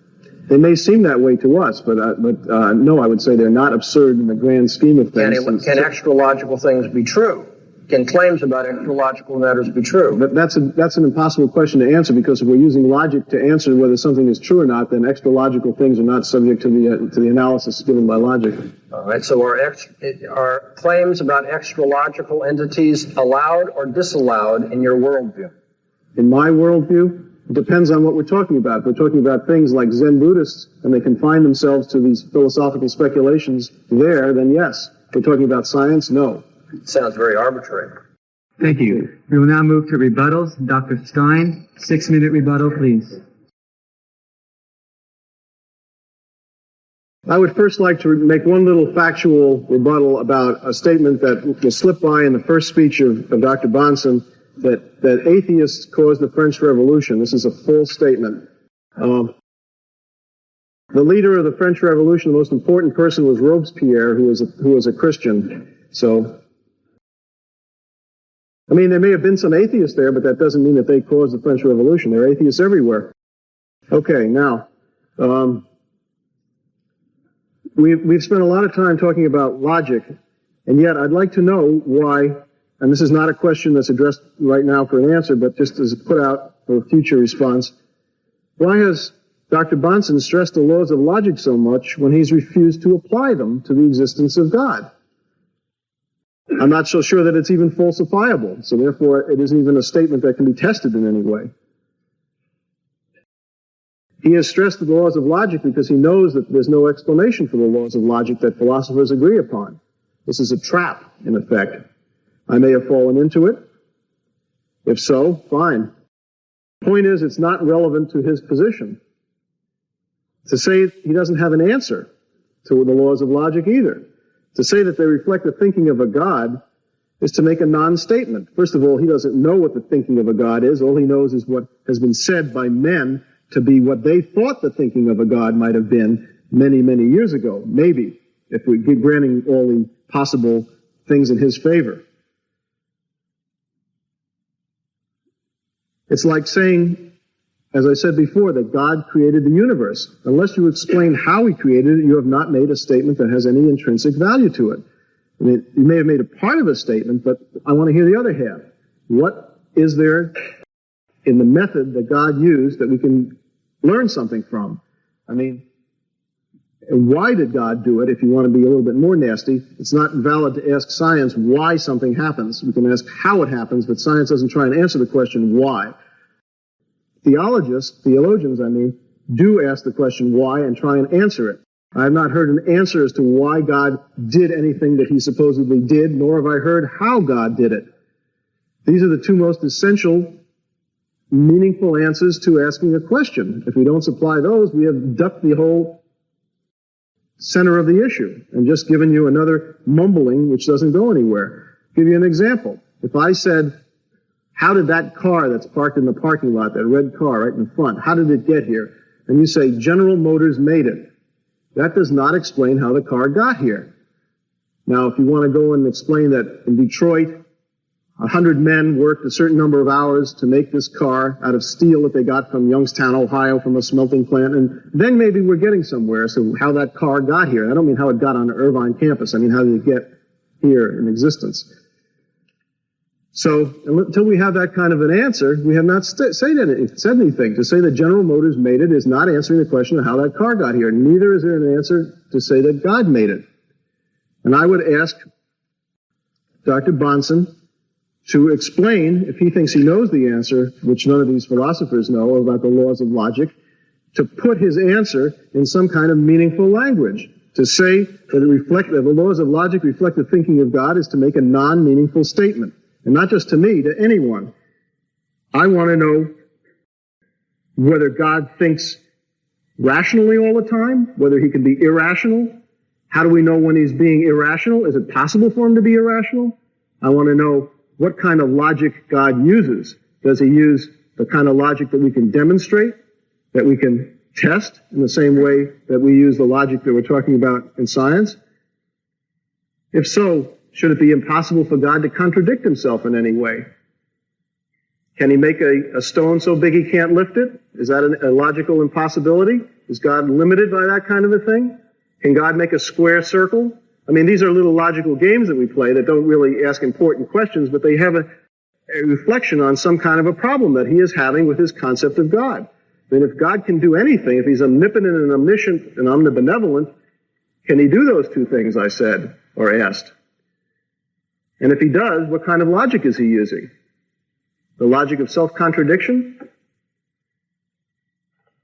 Until we have some answers to these questions, I don't think we've got very much meaningful from Dr. Bahnsen in the first place about any issue. He certainly hasn't applied logic to the proofs for the existence of God that have been offered by philosophers. Thank you, Dr. Stein. Dr. Bahnsen, you now have 6 minutes allocated for your rebuttal. Right. Dr. Stein has demonstrated, it seems to me repeatedly in the course of tonight's debate, the claim that was made very early on in my original statement, and that's that the atheist worldview cannot give an account of those things which are necessary for rational discourse or science. When asked about Hume and the skepticism that he generated about induction or the uniformity of nature, we don't hear an answer coming forth. I don't think there will be an answer coming forth from the atheist worldview. However, Dr. Stein, who is an atheist, has said, and I think this is close to a quote, if there were no uniformity, science would be impossible. Exactly, Dr. Stein. If there were no uniformity, science would be impossible. So on what basis in an atheist universe is science possible? Since in an atheist universe, there's no basis for assuming that there's going to be uniformity. For someone to say, well, it's been that way in all the cases in the past that we know of, and therefore very probably it's going to be that way in the future, is to assume, because you're using probability, that the future is going to be like the past. That is to say, is to beg the very question that's being asked you. Now, of course, if you don't like the tough philosophical questions that are asked you about the nature of laws of logic, how they are justified, the nature of natural law, how it is justified, and so forth, and just dismiss it as absurd questions or non-questions that no one understands and does not have meaning, seems to me it's just to try to give medicine to a dead man. You see, it's to say, I'm not going to reason about that because I haven't got an answer to it, and that's just uncomfortable. But you see, these are philosophical questions which not just Christians, by the way, but all philosophers have had to ask and face throughout the centuries. Dr. Stein doesn't even begin to scratch the surface of giving us an answer how an atheist worldview can account for laws of science, laws of logic, laws of morality. And yet he does tell us without them, science would be impossible.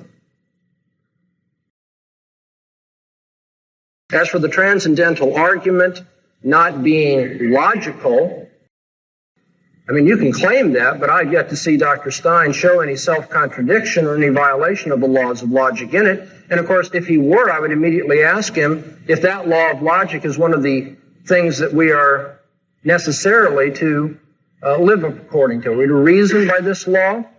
Or is that just a convention? Should I say, well, that's your convention, but it's not mine? Or is that law of logic universal and variant and something that must be followed if we're going to arrive at truth? If it is, then I'm going to ask him how it's possible to have such a thing in his universe, how he can justify it at all.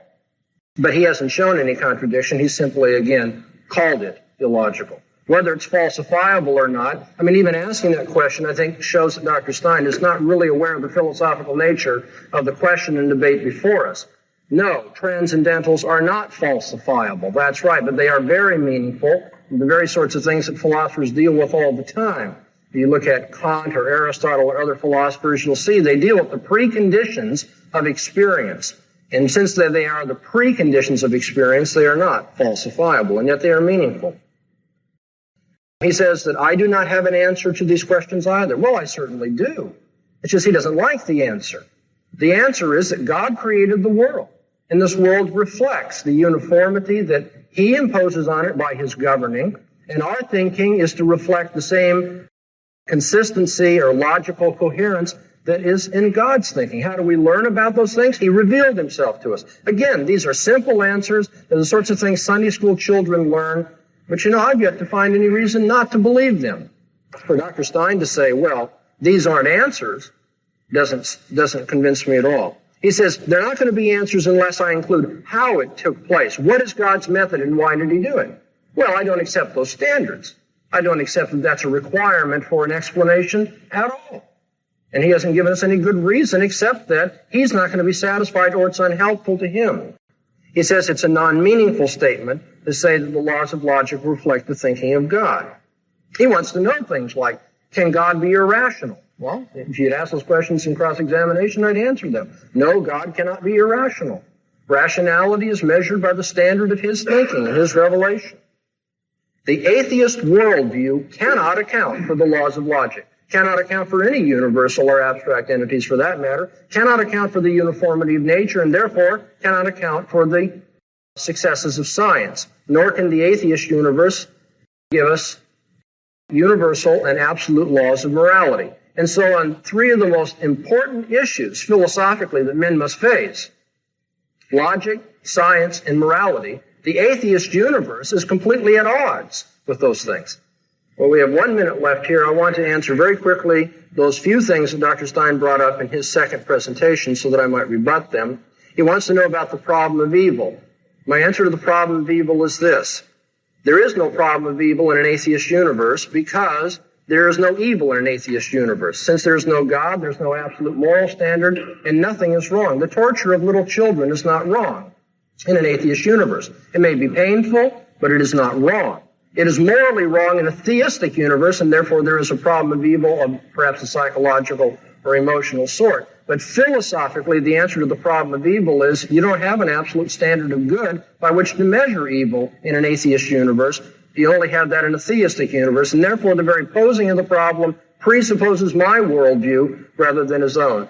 God has a good reason for the evil that he plans or allows. Thank you, Dr. Bahnsen. We have now concluded segment number 2 of this evening's debate, and we will move very quickly into segment number 3, which is closing statements. Dr. Stein has the first closing statement, which will be of a 10-minute duration. Dr. Bahnsen, in his last response, and indeed throughout his entire talk, has made a number of claims about what's possible in an atheist universe and what is not possible in an atheist universe. All I can say is that he has a very strange conception of an atheist universe and perhaps of the universe in general.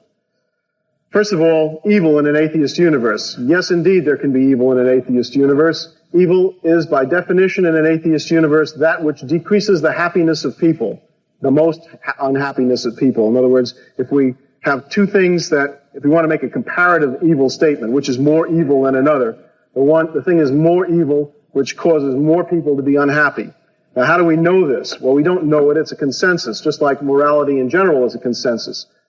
It's a consensus reinforced by the teachings of society through its parents to children, teachers to students, the media, literature, the Bible. All of these things reinforce morality through teaching and the socialization process. And also we pass laws to punish people that violate some of the more blatant cases that we have said are no-nos. So the idea that there's no evil in an atheist universe is utter hogwash. But our evil is at least a rational determinant thing. We don't say, well, did God make this evil? And then we have to go flipping through the Bible to see if it was covered at all. You know, there's 100 volumes of commentary, at least 100 volumes more, called the Talmud, which is the Jews' interpretation of all the places that the Old Testament didn't give them any guidance on for ethical and moral issues. So, I mean, these things are not clearly spelled out in the Bible. We have no guidance on a lot of things as to what's evil. Is a ovum transplant evil? I mean, you don't find that in your Bible. You've got to go and look at the issues, and you do an analysis just the way any rational philosopher would do it, or an what do you call it? An ethicist. Couldn't think of the word. So, I mean, we have standards by which we determine evil and good, and in an atheistic world,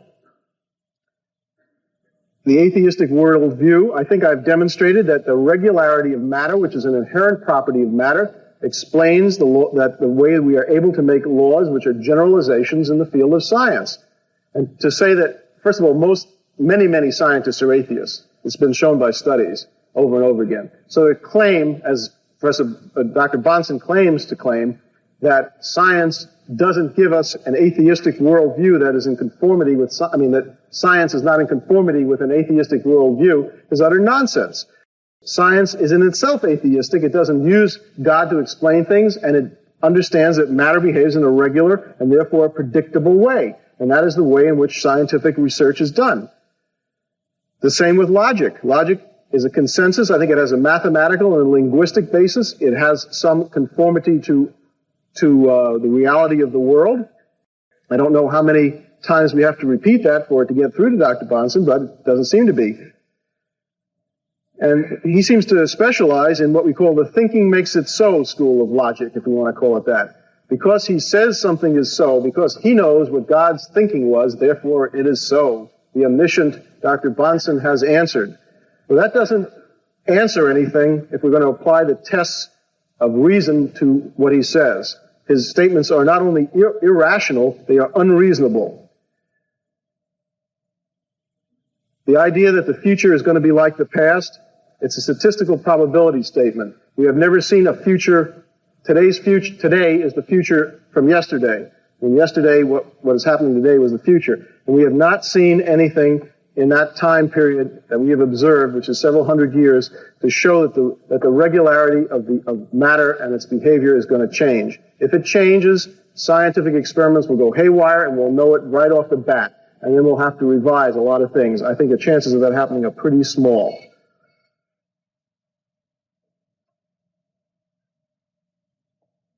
Now, let me just finish by saying that atheism is not a bleak and negative concept. It frees man, it sweeps away the theological debris that has prevented man from taking action to correct the problems of this world. We want to feed the hungry, we want to educate the illiterate, we want to clothe the naked, we want to raise the standard of living, we want to spread reason and thinking and progress and science.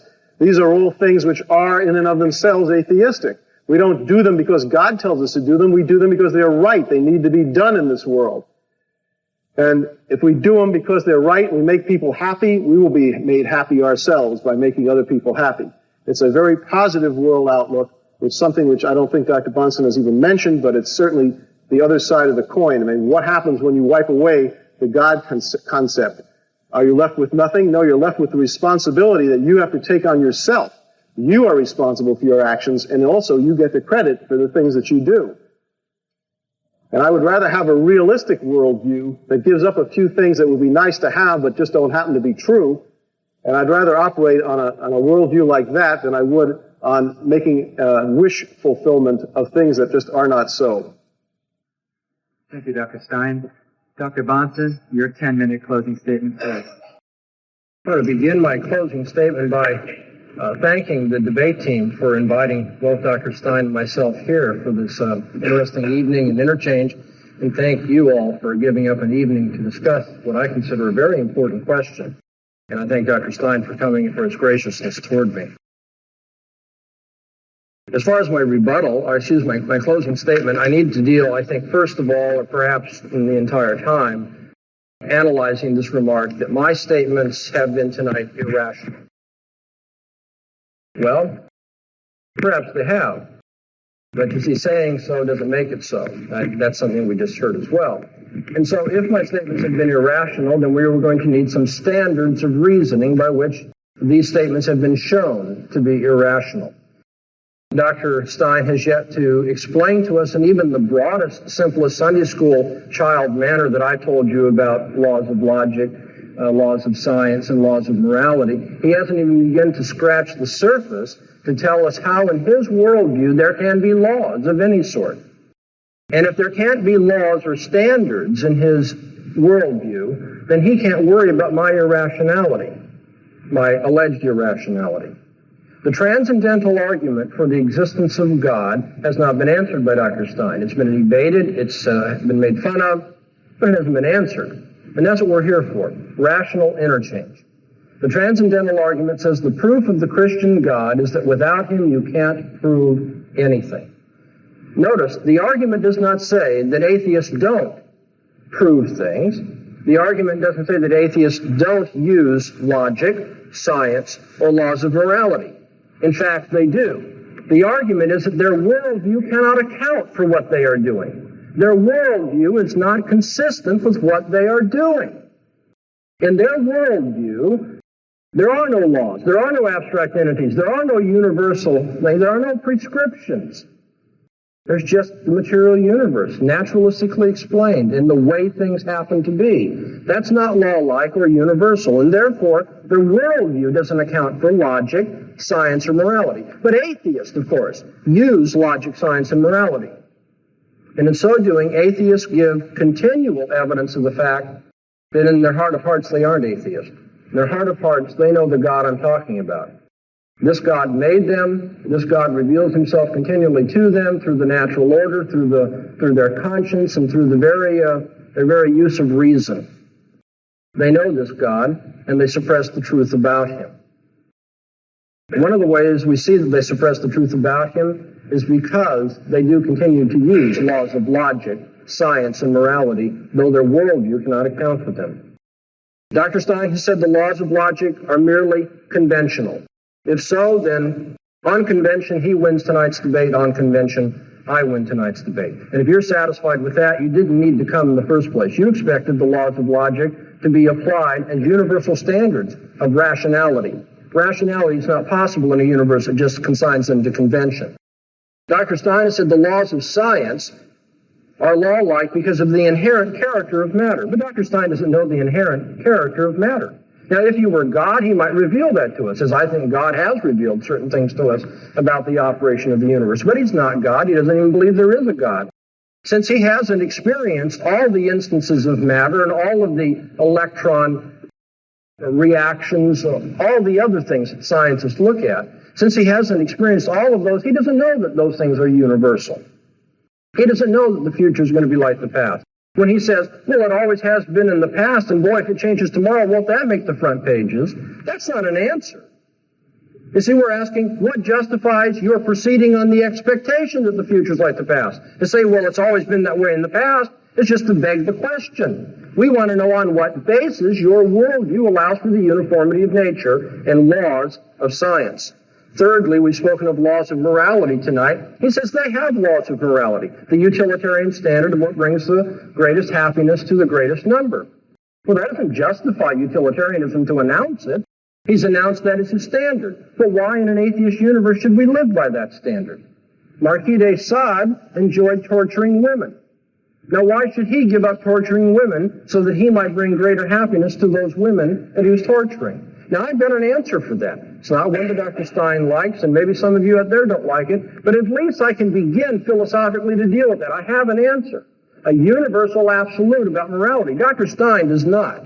He simply has an announced, stipulated standard. And if morality can be stipulated, then, of course, Marquis de Sade can stipulate his own, even as Dr. Stein has stipulated his own.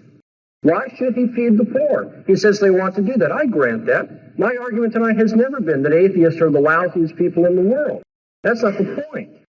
Some Christians can be pretty lousy too. But why is it that I call atheists or Christians lousy when they act in the ways that we're thinking of? Because I have absolute standards of morality to judge. Dr. Stein does not. And therefore, once again, from a transcendental standpoint, the atheistic worldview cannot account for this debate tonight. Because this debate tonight has assumed that we're going to use the laws of logic as standards of reasoning, or else we're irrational. That we're going to use laws of science. We're going to be intelligent men that way. We're going to assume induction and causation and all those things that scientists do, and it's assumed moral stance. So we're not going to be dishonest and try to lie or just try to deceive you. I mean, if there aren't laws of morality, I can just take out a gun right now and say, okay, Dr. Stein, make my day. Is there a God or not? You see, if he argues, oh, no, you can't murder me because there are laws of morality, then, of course, he's made my day because I win the debate. That shows that the atheist universe is not correct. But if he says, oh, no, there are no absolute standards, it's all by convention and stipulation, that sort of thing, then I just pull the trigger and it's all over and I win the debate anyway. Would you expect me to win the debate in that fashion? Absolutely not. You came here expecting rational interchange. I don't think we've heard much from Dr. Stein. I've asked him repeatedly. It's very simple. I don't want a lot of details. Just begin to scratch the surface. How, in a materialistic, naturalistic outlook on life, man in his place in the world, can you account for laws of logic, laws of science, and laws of morality? The atheist worldview cannot do it, and therefore I feel justified in concluding, as I did in my opening presentation this evening, by saying that the proof of the Christian God is the impossibility of the contrary. Without the Christian worldview, this debate wouldn't make sense. The Bible tells us, the fool has said in his heart, there is no God. Don't misunderstand that. When the Bible uses the term fool, it's not engaging in name-calling.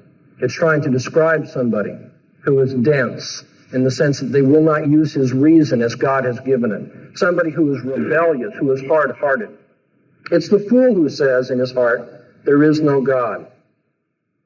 Paul tells us in 1 Corinthians, the first chapter, that God has made foolish the wisdom of this world. He calls rhetorically, where is the wise?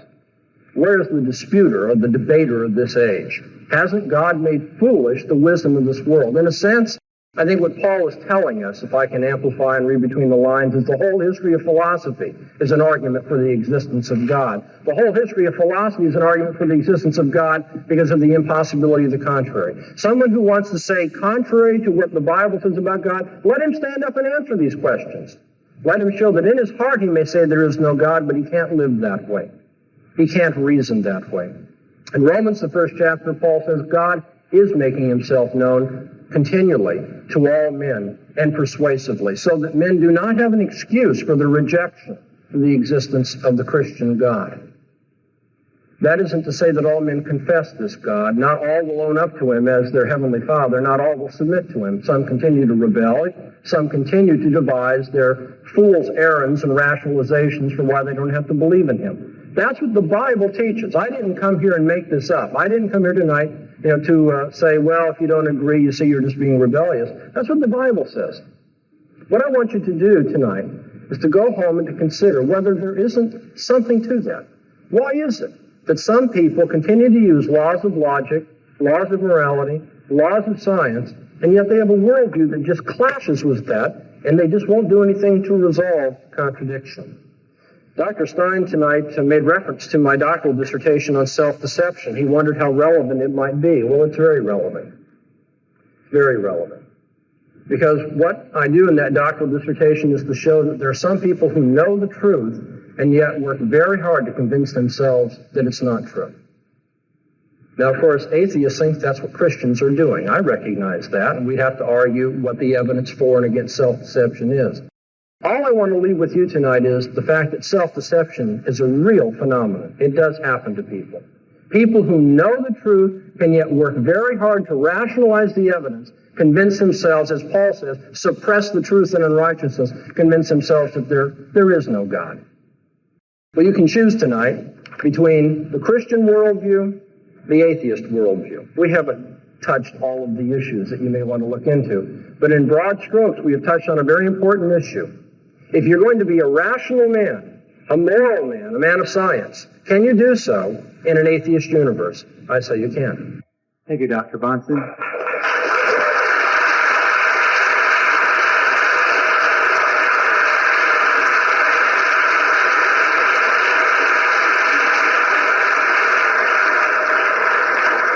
You can see the conversion has already begun. Not a religious conversion, but the conversion to answer questions. What we're going to do now is I'm going to reiterate what I stated at the beginning. You have a sheet of paper included in your evening program. If you have a question for either Dr. Bahnsen or Dr. Stein, I would ask that you would take that paper out, write your question quickly. They're being rapidly collected by speech and debate team members. Obviously, we cannot answer every single question that's going to be posed here this evening. They will be sorted through by our question panelists that we have here this evening. They will be read by me at the podium. The person to whom the question is directed will have an opportunity to respond for 2 minutes. His opponent will have an opportunity to respond for 1 minute. The first question, in keeping with our format this evening, will be directed to Dr. Greg Bahnsen. Dr. Bahnsen, the question reads, what solid evidence do you have to maintain that the Christian faith is the only true religion with a God? There are religions far older and more or just as widespread, which millions of people consider valid. Once again, what solid evidence do you have to maintain that the Christian faith is the only true religion with a God? That's a very good and relevant question. I want to say two things just by way of preface.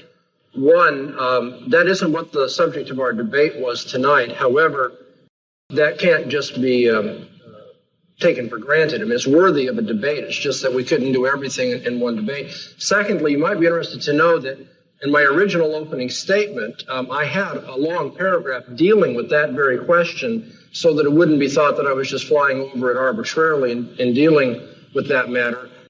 But when I read it back to myself and timed myself, it just turned out I had to cut a number of things out, and so I cut that down. What I did say, however, was that, if I can find it here, that I have not found the non-Christian religions to be philosophically defensible, each of them being internally incoherent or undermining human reason and experience. And unless it will violate your debate format, I give just a couple of illustrations. That's obviously I can cover all of them. But for instance, Hinduism assumes that God, or Brahman, is the impersonal universal soul, the unchanging one of which all things are part, for instance.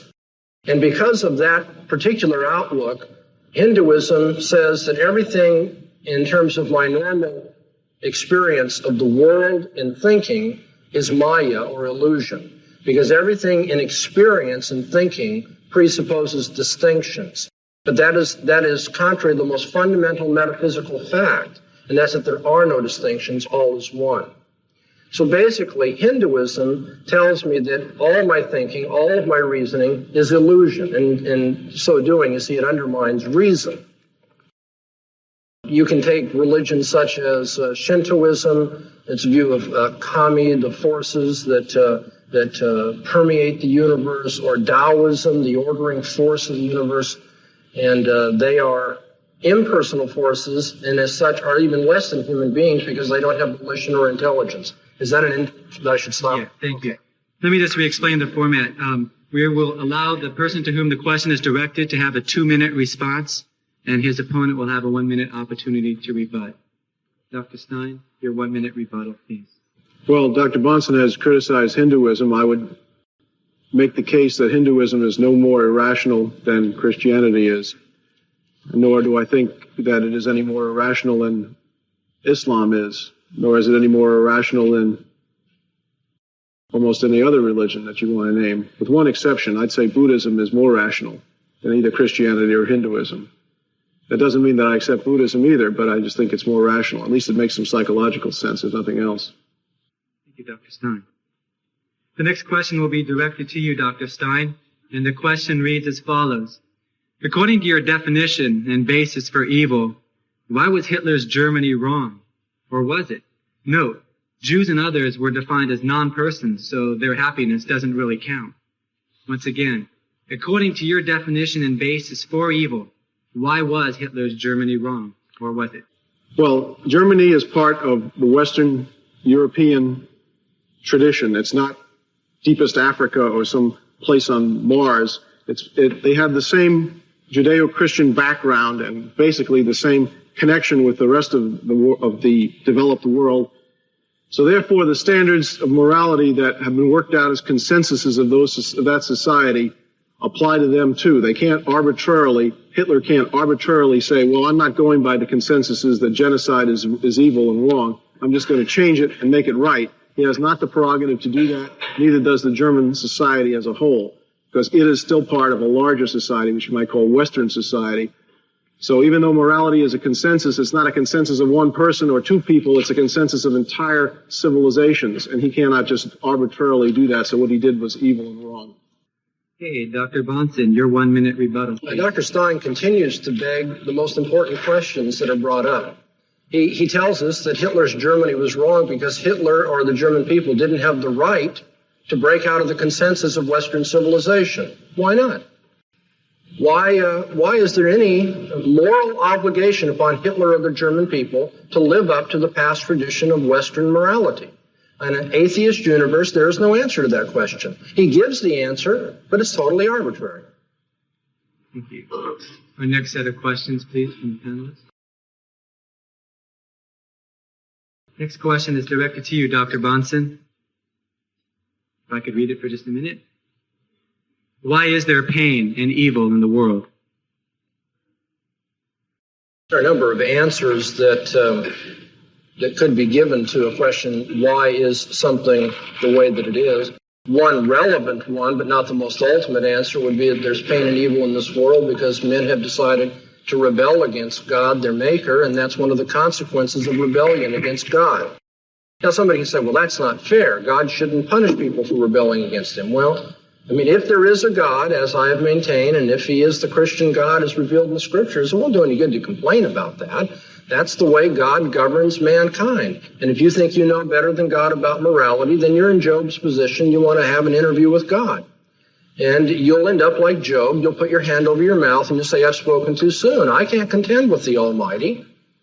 Okay, so that's one answer, is that God has decided that that would be the outcome if people decided to rebel against him. If they want to be their own little gods, if they want to make their own rules of morality and live by them, then the consequences are going to be such and such. And that includes pain for animals in the created order, because in so doing, man represented all of creation. Even as the second man, Jesus Christ, represents all of creation, and the new heavens and the new earth, which I believe, based on faith in the Scriptures, is yet to come. In that new heavens and new earth, there'll be a redeemed earth where pain and suffering have been removed.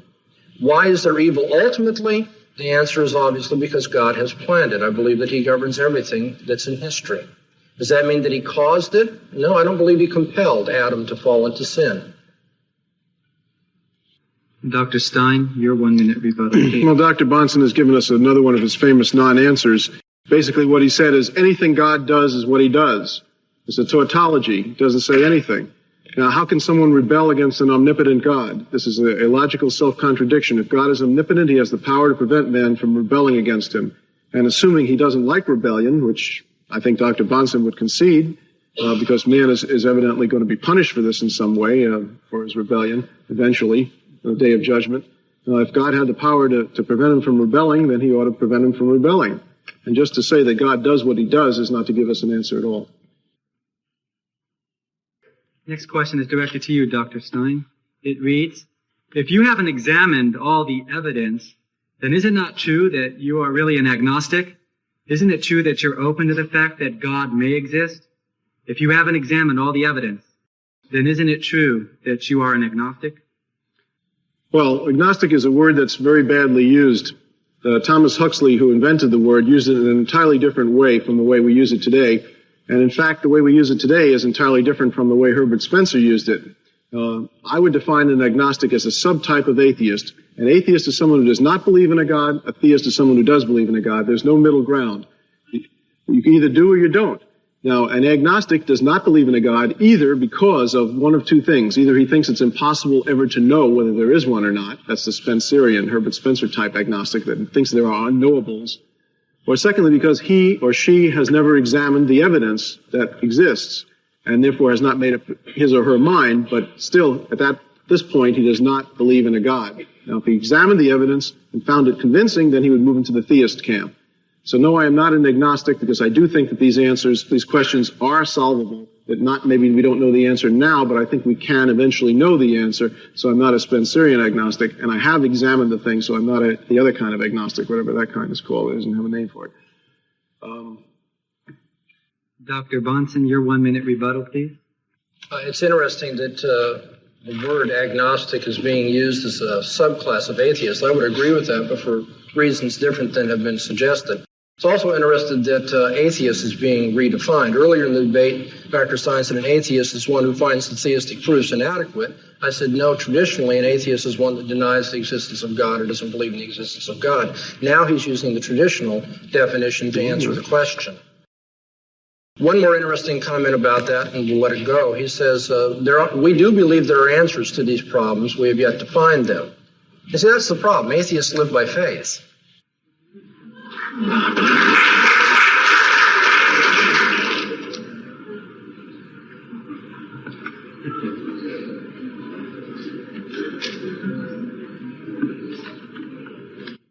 Okay, the final set of questions are here before me.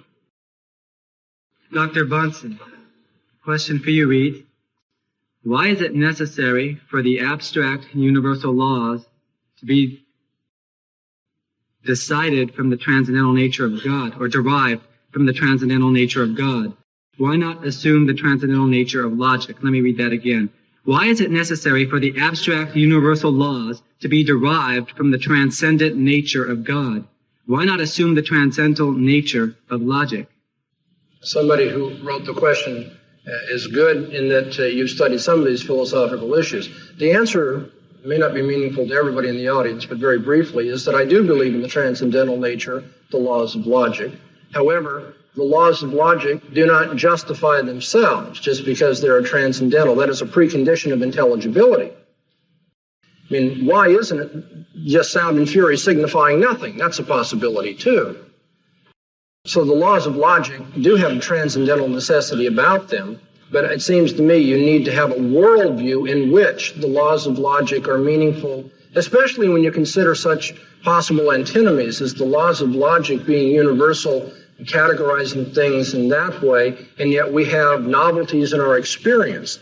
I mean, the world of empirical observation isn't set rigidly by uniformity and by a sameness, as it were. There isn't a continuity in experience in that way, as there is a necessary continuity in the laws of logic. How can the laws of logic then be utilized when it comes to matters of personal experience of the world? We have a contingent changing world, an unchanging invariant laws of logic, how can these two be brought together? You need a worldview in which that transcendental necessity of logic can be made sense of in terms of my human experience. And I believe that Christianity provides that, and I just can't find any other one that competes with it that way. And Dr. Stein, your 1 minute rebuttal. I do not have a rebuttal to that particular answer. I do have a rebuttal to the last one, to his last rebuttal, if I may make that very briefly. Okay, well, can you keep your limits to the questions that are before us? Then I have no response. The final question. May I ask, David, is this my last response? Have I given that? No, we have one more question for Dr. Stein. I'm sorry. If the same rule will be applied so that I can respond, then I'd be happy to. I thought we were ending the debate. Certainly. Go ahead. Okay. Dr. Bahnsen's comment that atheists believe things on faith is a false statement.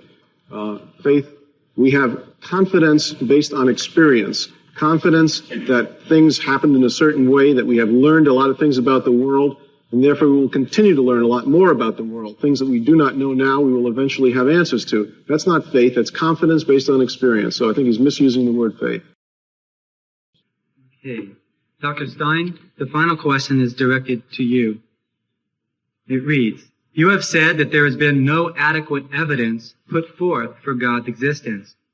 What for you personally would constitute adequate evidence for God's existence? Well, it's very simple. There would be I can give you two examples. If that podium suddenly rose into the air, 5 feet, stayed there for a minute, and then dropped right down again, I would say that that was evidence of a supernatural, because it would violate everything we knew about the laws of physics and chemistry, assuming that there wasn't an engine under there or a wire attached to it. I mean, it could make those obvious exclusions. That would be evidence for a supernatural violation of the laws. It might be, call it a miracle right in front of your eyes. That would be evidence I would accept. Any kind of a supernatural being putting in an appearance and doing miracles that could not be stage magic would also be evidence that I would accept. Those are the two simplest ways. I would also accept any evidence that's logically non-contradictory, and I have not heard any yet tonight. That hasn't been offered already. Okay, Dr. Bahnsen, your 1 minute rebuttal, please. Yes, Dr. Stein, I think, is really not reflecting on the true nature of atheism and human nature when he says all it would take is a miracle in my very presence to believe in God. History is replete with, first of all, things which would be apparently miracles to people. Now, from an atheistic or naturalistic standpoint, I will grant, in terms of the hypothesis, that that's because they were ignorant of all the causal factors, and so it appeared to be miraculous. But you see, that didn't make everybody into a theist.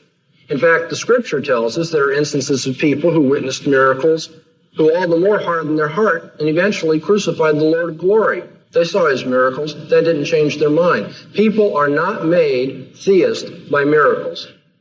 People must change their worldview. Their hearts must be changed. They need to be converted.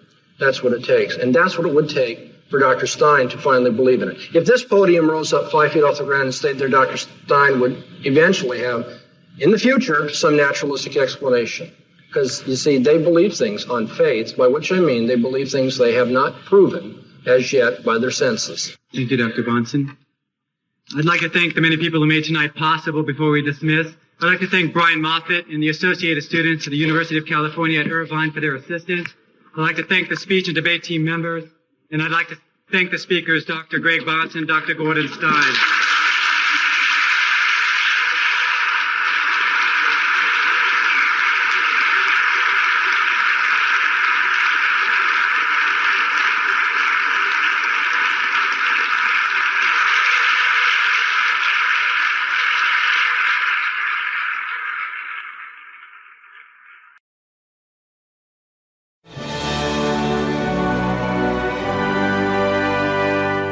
This recording has been released into the public domain by the Bahnsen Institute. Duplication, sharing, and distribution is encouraged. For more information about the life and ministry of Dr. Greg L. Bahnsen, visit our website, bahnseninstitute.com, where we aim to bring into captivity every thought to the obedience of Christ.